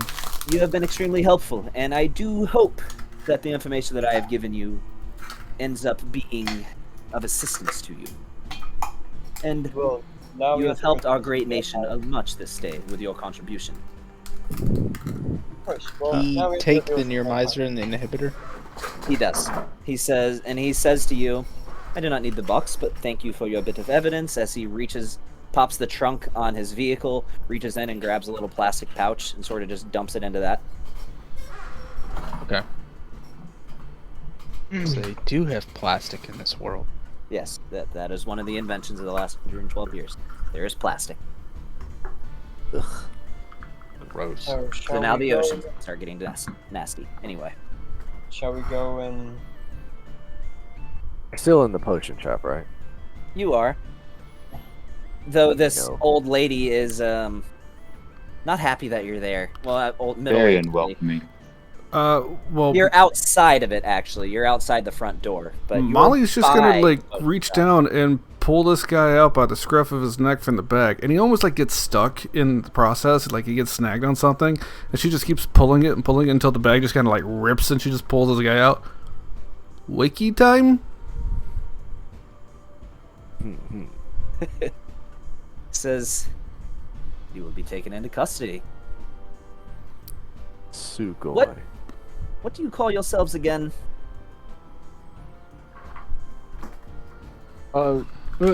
Motley Crest. And Motley with you. Crest. I will keep an We're eye on actually your we're crest. actually the sightless, but we're planning on changing it here soon. Motley Crest, I can't stand you. I like the sightless. Can we just keep it the sightless, guys? Seriously? No, the sightless sucks. We did that on a whim Because- when we were scared and afraid. And tired. Very Did tired. not. Just because you don't like it doesn't mean the rest of us doesn't like it. I like all it. right, conversation for another day. Listen here, you little chicken shit. Even your mother thinks you're a chicken shit. Wow. I mean, I don't see why you have to be so rude. Molly just looks at this guy. Is he chicken shit? And she just shakes him where his head boggles. No. Wait, why isn't Kelly doing this? She went to bed. Oh, okay. All right, let's go. Come on, guys. We have places to be. I can RP Molly for days. She's been an amazing character. Yes, we have some vampires to go hunt. Yes, and do give Miss Swift Thistle my regards. As he sort of tips his hat forward a little bit. Can I make an insight check on this guy? Sure. I don't know why. There's just something I just don't. I just don't trust him. I can't click on anything in Fantasy Grounds, so my insight is advantage +8. If somebody can roll a d20 for me, my got Fantasy you. Grounds crashed. Well, Oh, but the advice of three. many is to Blurp. never trust an agent of the crown. So Oh, you said and with you have advantage, so I'll roll with another advantage, one. yeah. With the Yeah, plus 4. Oh my gosh. 3 and a 4. I'd give you one of my luck points if I I- could, man. No, it's alright. So 12? Yeah, I think I'm just gonna, like... he's So- just off. Because it's still early on in your characters, I will say, Anand, you could do something if you want. You could do. Oh yeah, I forgot about that. Yes. Anon decides that that didn't really happen. And he allows you to roll again. Oh. So the whole advantage roll? Like both rolls or just one? You get the same one- roll all over again. Okay. Yes. Yeah. that moment in time did not happen. So with advantage, so... And then another 3, my god. So but a 13, so a 13 plus, you said 8 is 21. Yeah. So this God, guy's an agent of the crown. 4 and rolls, they're- 2 3s, and a 4 out of that. They're pretty Jesus. well known. The agents of the crown have privileges within the kingdom that some would say are dangerous. One of the decrees of the current king, High King of Inyaris, was that if the higher authority in your kingdom is restrained by the law, then it makes it more difficult to uphold it. So there are certain exemptions that agents of the crown have. There are certain things that some might consider to be shady that they can just do and get away with just because they're an agent. Nobody ever really trusts the agent of the crown, but many people do respect them, because an agent of the crown has made a commitment to devote their entire life to the well-being of their nation. They're the ultimate patriots. They put their nation and their country above all else. So anything that they do, you can assume is probably to that end.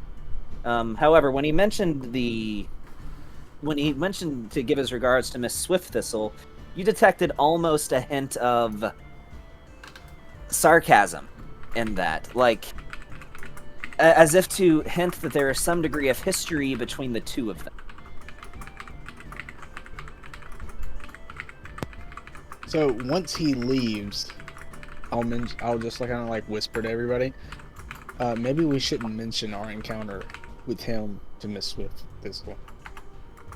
That's fine. Whatever we do, let's just go get this done. On our way, I guess. All right. I have Anon wants to do something once all hearts and minds are clear. That it's gonna go unnoticed. Okay, what you got? So I want to confirm as we're leaving that Mr. Blue Hair is also leaving as well. Like he's strolling out of the shop the same time. He gets into his car with this unconscious Nearmizer in the back, restrained in handcuffs. And as well as it seems as though he put some sort of cap over his head, and then drives off. Okay. Right. And we're heading out in a vehicle, right? In your own vehicle, yeah? We're heading out in our own vehicle. Okay. After everyone's gone, we're getting into the car, and I'm like, oh, dude, wait, I need to relieve myself real quick. Y'all, wait right here. And Anon gets out of the car and rolls stealth, hopefully. I mean, I don't really need to, but I'm going to do it anyway. Okay. Just because I'm curious about how this is going to work. This is going to be so stupid. Don't laugh at me. Can't even find the daggum ability. Where's it at? It's in the skills stealth. tab There we go. at the very bottom. Rolls in that one. All right. Well, so much for that. And you just use your chronal shift too. I'm sorry. No, Dan. it's I know okay. I mean, so it. I can be seen going back there, but I'm literally going back behind the building, and it's supposed to look inconspicuous. Okay. I think I'm gonna follow, but I'm not gonna make a big thing of it. I'm like, yeah, me too. And I'll just. I don't want him to follow me. And I'm like, no, don't follow me. Let me do what I'm doing. Leave ourselves together. You know, we do like girls. Let us strengthen our But I'm bond gonna by set a little- dancing together. See? Okay, well, I'll tell you what. I'm Let gonna me do. do this. Let me make an insight check to see if it seems like he's doing something shifty. I'll do that. Why would you suspect me of doing something shady? I want to be your friend, man. Give me an insight check. Anand, either give me a deception. He beats me. His He stealth rolled was a better 3. than my insight. That is actually really good. I rolled 15 on my deception. Yeah, no, but Wow, I said I'll go relieve myself too, so I'll do that. But I'm not. I'll go do my own thing, like and just You're get just gonna out. what? Just gonna piss in the river in the channel? Well, I'm just gonna go use the restroom right quick, Okay. and then that's that. Well, but I'm not following him by any means. I walk so. and I make it a point to walk away to where he can't see me. I go around to the back of this, to the back of the potion shop, and in the corner, I pull out my torch, and I light it with firebolt, and I set the building on fire. You're What setting the? the In a building very on fire? I set the and I walk back out, and as I'm walking back towards the car, I position my hands in a way where it's not noticeable, and I cast immovable object on the front door.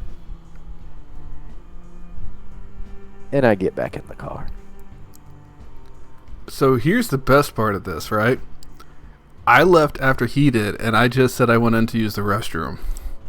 You went in the no, I did. You didn't go in the building. building. That's I said I went in to use the restroom. Those were the words I said, and this is after Anand left, so he wouldn't have seen me. Oh no! God. He's trying to teach. The he's die trying to have teach already the, been cast. he's trying to teach the old lady a lesson. Is what he's trying to do. You walk into the restroom. You walk into the restroom, Lucas, and suddenly just You take a few sniffs. That's smoke. You walk out, and she is trying to poorly shovel buckets from her sink onto this fire that is spreading faster than she can control. Oh God! Help me, please! We are. Phenomenal. You That's look to you with terrible for alarm me. in her eyes, But Lucas. this Oh, is so shit. And is awesome right now. begging for help.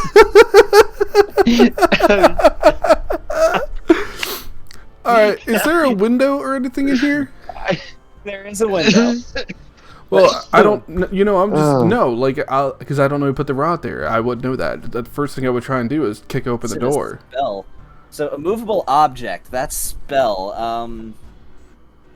No, this is yeah, it's a spell. So let me look up the details real quick. That is from Wildmount. Cause it to become magically fixed in place. You and the creatures you designate when you cast this spell can move the object normally, but you didn't designate this when you cast it, so you couldn't have said to him. Let's see. Well, I'm just going to assume the door just doesn't move. That's all I'm saying. Like, I would The have door tested. doesn't move. Right, I would No. have tested that first because I wouldn't have just assumed that was stuck. Yeah. After that, though, with her trying to put out water, and I see that's not working, I'd probably just grab the broom and beeline it to bust out the window, and I'll try and grab her and yank her out with me on the way. Yeah, I mean, it's easy enough to bust out a window as you just burst from the front of this potion shop. And, Anand, you rolled a 1 on your stealth. And you just committed arson. Oh my God! And y'all say about me freaking shooting shooting in the middle of a crowd. Can you hear me now? My... Gavin. So, yeah, I can hear you. And Oh, okay, as soon as okay. you, on your way back to the car, a couple guards greet you with rifles pointed at you, saying, "Stop in the name of the law."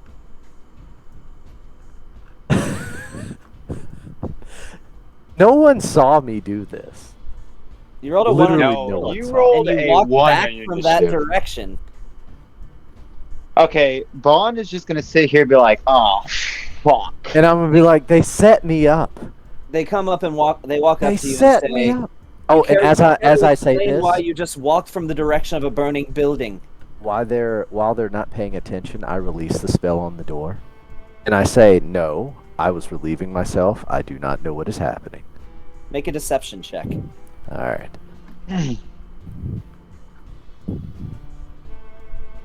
Are they sitting behind the car right now? Are they like behind us? Crap. Hold Dude, on, you want to see let me something see. funny? You want to know Hold what on. I rolled for both of them? What? Oh my God! Oh, so I beat the check. Re-roll. It's a tie. Okay. Oh shit! Come on, but. Oh, okay.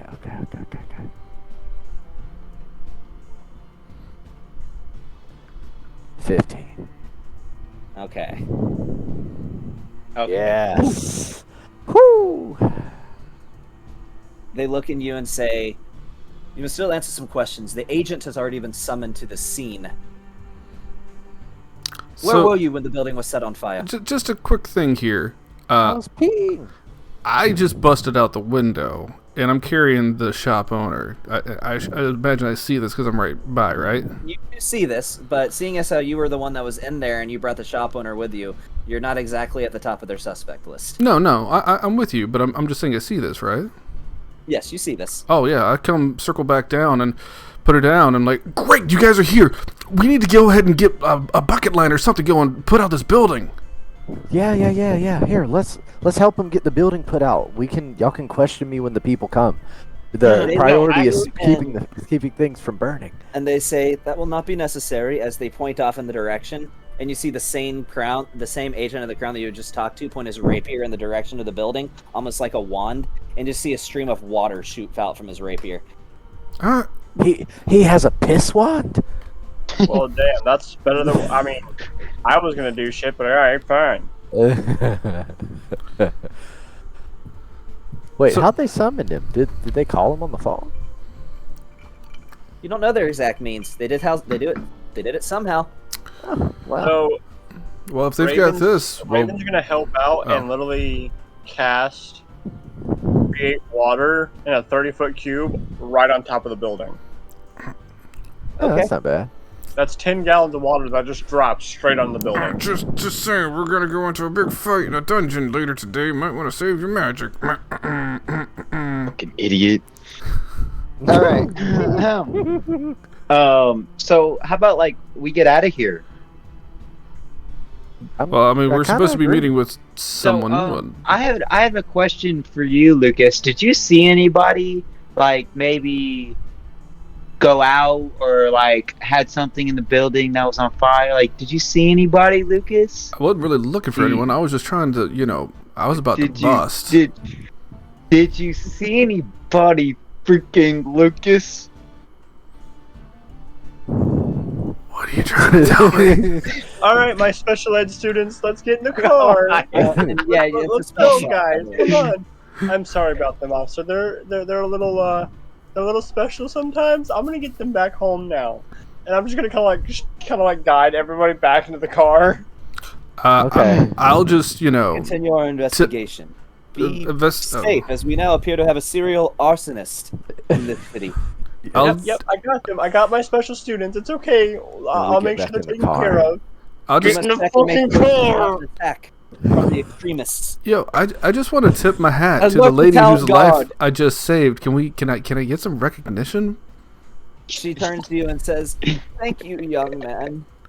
Lucas, the Brimstone Witch, but of course, gentlemen, thank you for your service. Let's get out of here. For king and country. I literally yelled Oh, that outside the car, guys. I was the just like, king. if you're not in, I'm leaving you. For the other. I'm already in the driver's seat. Fuck you. No, I'm driving. Nope, Fuck I already you. got the Piece driver's of the seat. king. Fuck You know. what I I would should've never said? left the damn car. When you Idiot. set the building on fire, it should have just been like, "There's someone prowling around here." But yeah, Oh, Jeez, that- that old that being battle axe said- a lesson. there we go. And Seriously. I'll follow everyone else and get into the car, I guess.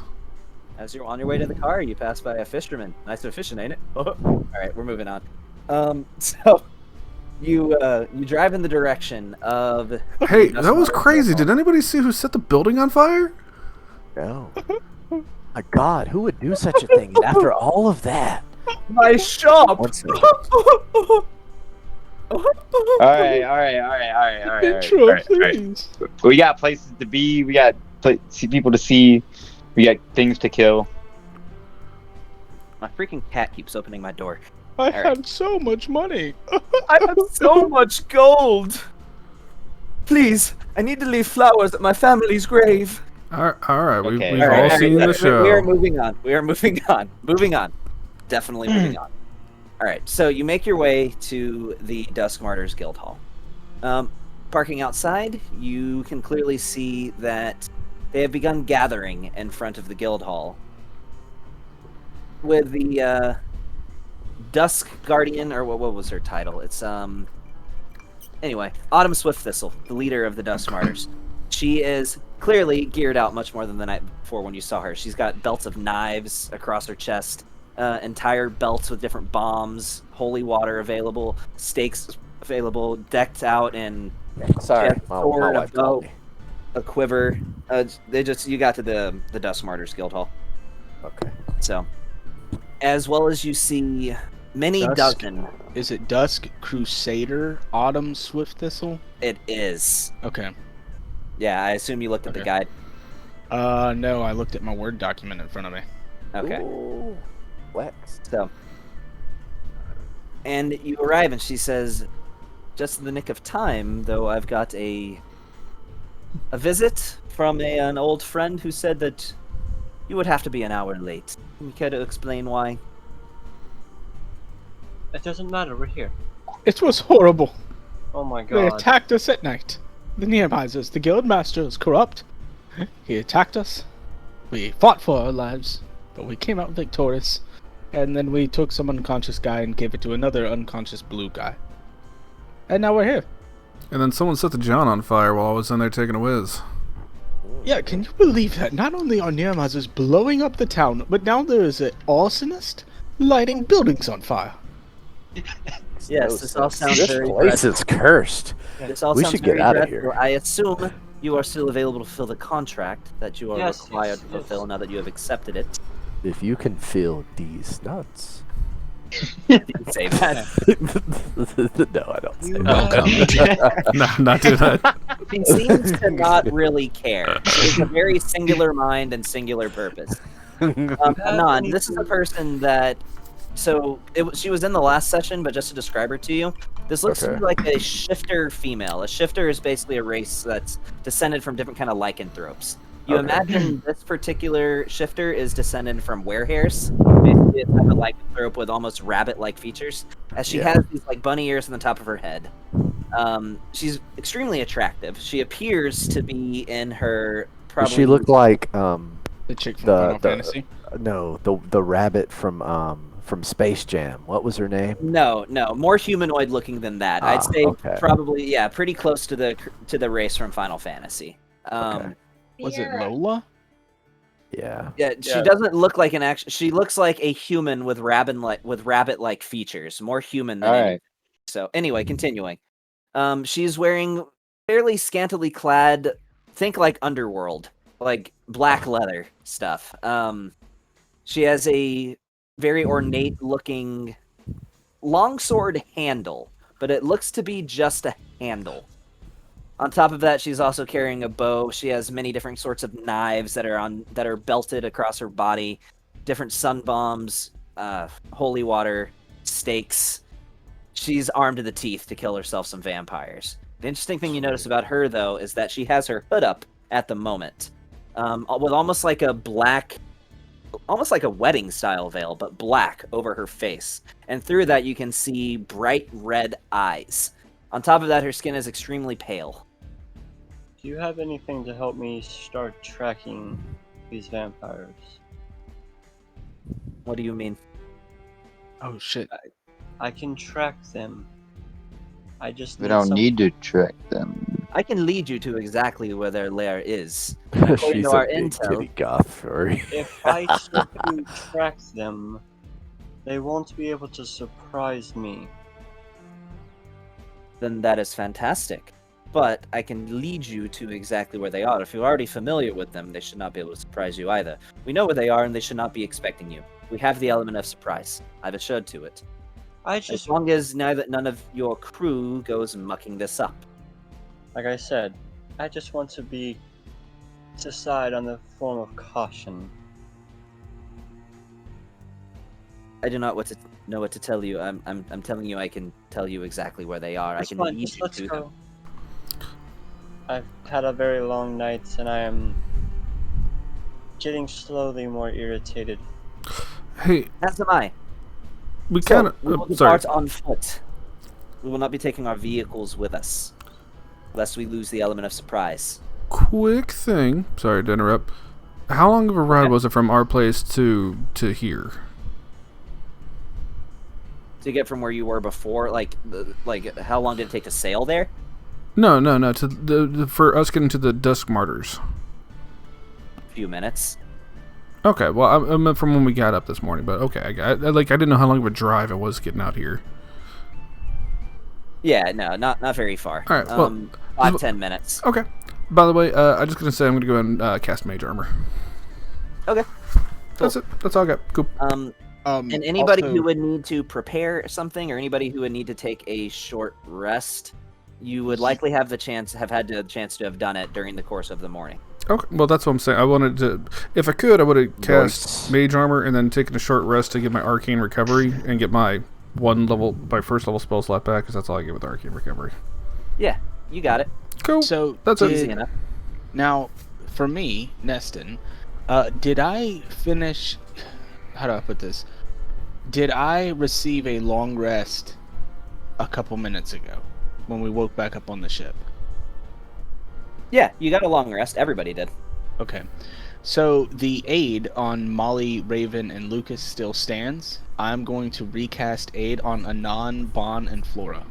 So your not temporary hit points, but your maximum hit points is increased by Before you 5. increase that, let me do a thing real quick. Oh, by the way, you guys leveled up.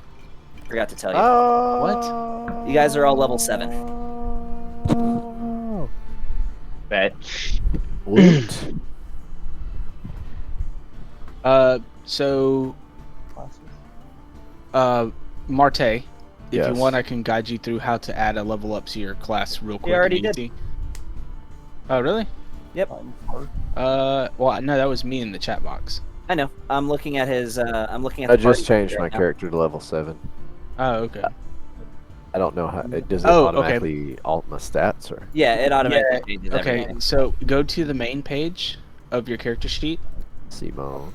and then where it says like wizard level 7 or whatever it says, click that magnifying glass on the right. Yeah. And then open the class, the dragon icon to open the class. Yeah. Okay, the dragon icon in the top left, grab that and then drop it where your class is. He already did. In that box. He already did. Well, when he goes to he just changed the number. Oh. Yeah, he just changed the number. Now that messes things up again, though, because now he's a level 8 with the wrong stats. Oh. Can I just change the number back to 7? Yes. Yeah, assuming you didn't get something at level 8 that would have been added to your features. Well, no, all the features are already pre-added. It doesn't, unless the features that are added alters his stats, and then he could just go back in and change his stats. Which I don't think wizards get features like that. I'm gonna have to look at the wizard sheet and make sure they don't get anything at level 8, and make sure you have what you would get at level 7. But no, you don't get anything at level 7, and at level 8 you just get an ability score improvement. So yeah, no harm done. Sweet. I don't think if you just change the number, I don't think that actually, like on the main sheet, if you just change the number on the main sheet, I don't think that actually changes Let's your not level. experiment with this, because I don't want anybody else's stats getting muddled up. I do need level 8 stats, though. That'd be really nice. I'm just kidding. I do have a screenshot, so I can double check this later. Can I get inspiration for the whole building thing? No, that's simply that's reserved for something different. I know. Like using the sending spell to contact Drexel. Drexel is technically not a deity. He's All just related to one. All right. So back to where we're doing.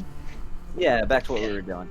So, she leads you through the forest, through Mysticanth Forest, to the south of this city, and you only walk for a couple miles before she and the rest of the Dusk Martyrs who are accompanying her venture off of the path, off of the road, before you approach what appears to be a set of ruins with a long hallway that descends into the ruins into the dark. She says, "This is where you will wait.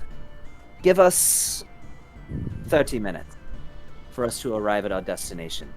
When you begin your assault, fire a flare off of the gun that I gave you last night. That will trigger us to begin our assault as you begin yours." Simple enough? Think you can manage that?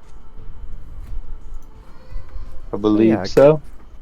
I have 4th level spells now? You do. Level 7, right? Yeah. How? Level I don't. 7. I gotta know. I gotta be able to. You So can we're grab. not going as to a- engage I the get vampire third level tonight. spells, but Yeah, I can as cast a- them at 4th level. As a wizard, I think you can just go ahead and grab two more spells. They don't have to be 4th level, but you can just grab 2 spells. Yeah. So I can check the wizard sheet. Again, you guys aren't Sure, getting into combat again tonight. I thought you would, but nah, it's fine. But yeah, you guys aren't getting into combat tonight, so we got 2 weeks to figure all your abilities out and stuff. Sweet. So the rest of the Dusk Martyrs depart, venturing deeper into the forest. Mysticanth Forest is a very magical place, as is most of Falthansia.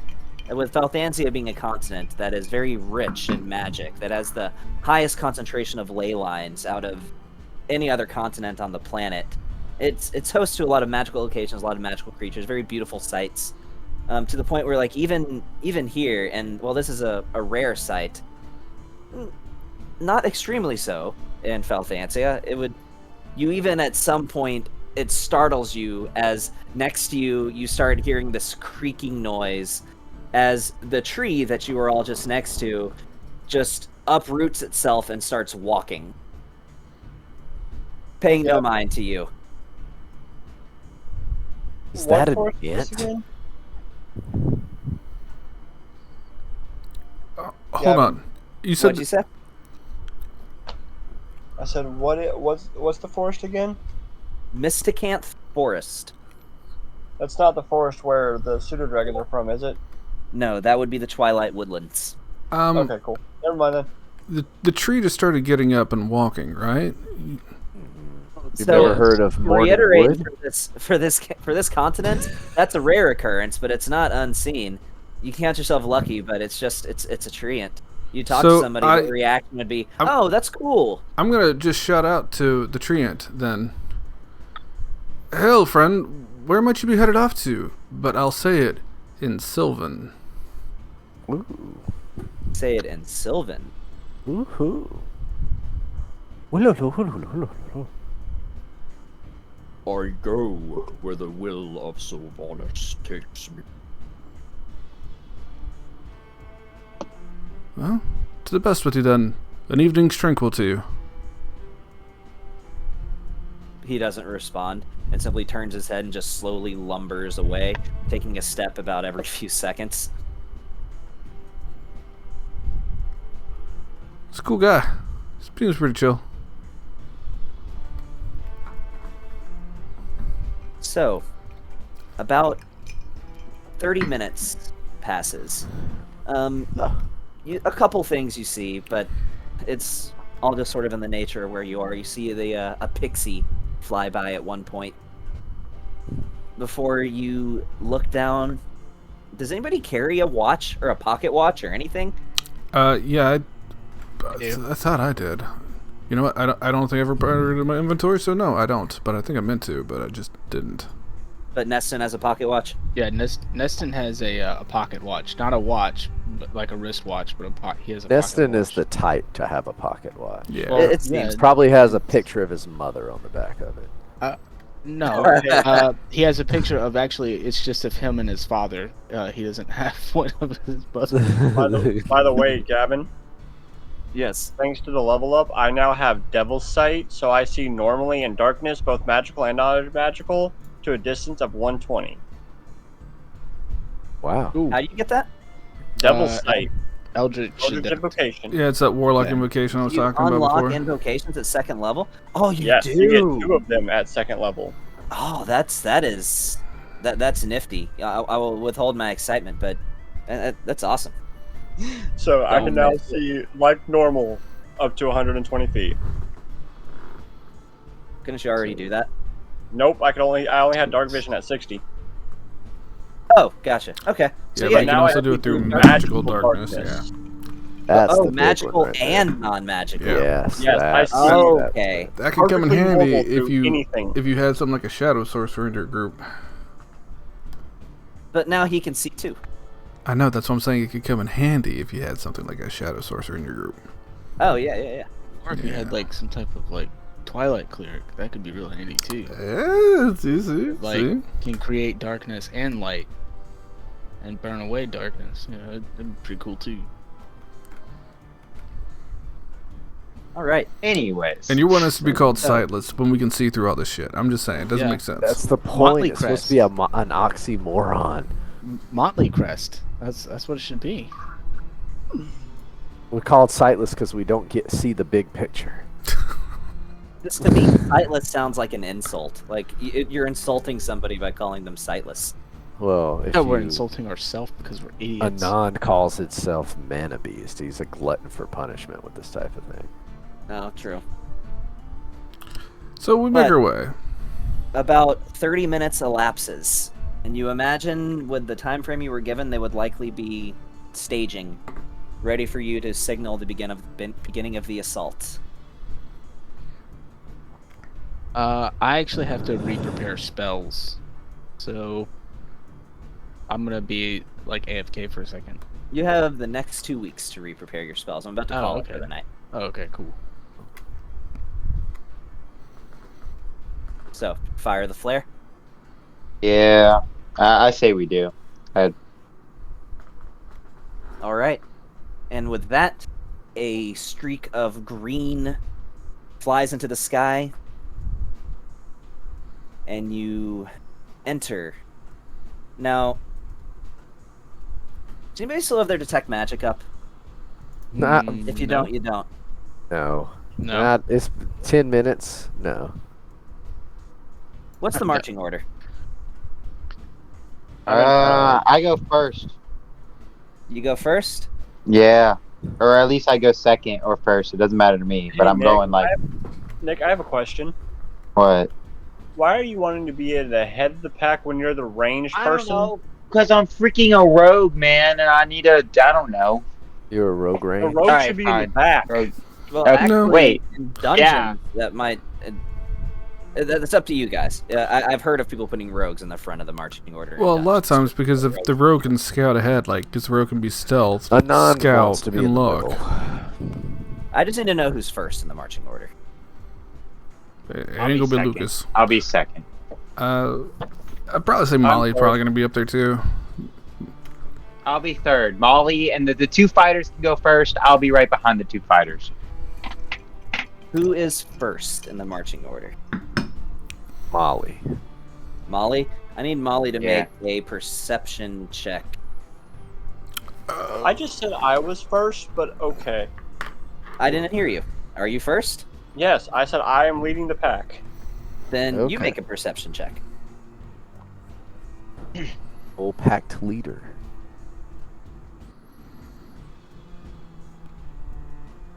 Fuck. I guess you didn't want to be Dumbass. first after all. Shouldn't have been.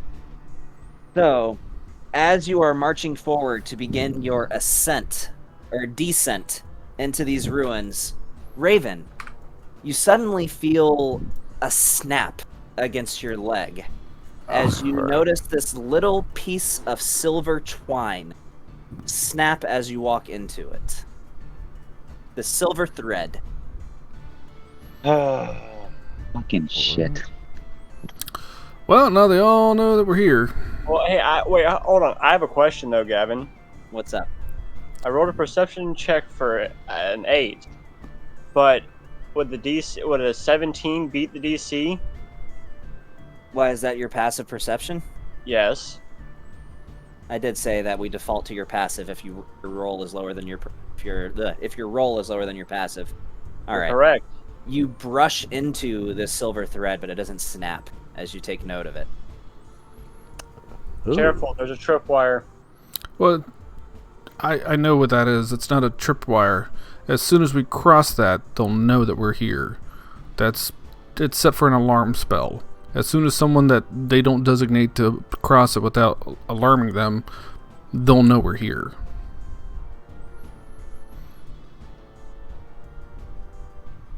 They already So- know we're here? Well, if you haven't stepped over crossed it, it yet. then yeah.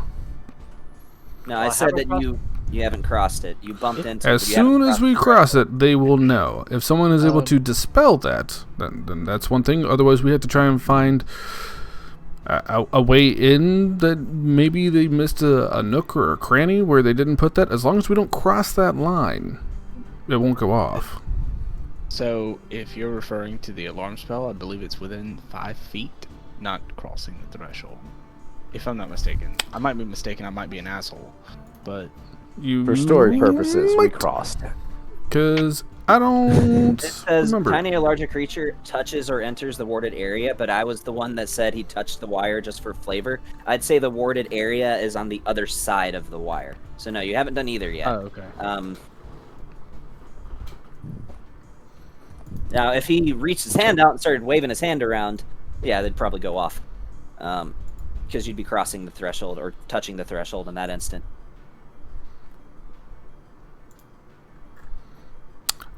See, but it can cover no more than a 20-foot cube. I would know this because I'm reading it, and I also know that spell. So how wide is this mouth of the cave? About 20 feet. Is there any way that we Not can, really like... a cave. It's more of a set of stairs descending downwards into some underground ruins. Right, but my question is, can we see if we can get around this thing? Possibly. I'd say you could. So this particular wire, this staircase, by the time you walk out 20 feet out, the staircase is 20 feet wide, but it is longer than 20 feet. But by the time you walk 20 feet out towards the end of the staircase, a drop down would be quite a drop. It would be about a 20-foot drop, actually, to just drop down onto the staircase from far enough out to not trip this. Well, if we need to, I can ferry people.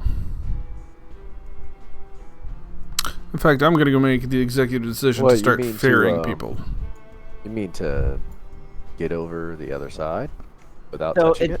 It covers a 20-foot cube, so which means to enter into the stairway that goes downstairs, you'd have to head at least 20 feet along the stairway, along its edge. But by that point, with stairways going down about as far as they go out, at that point, it would be a 20-foot drop.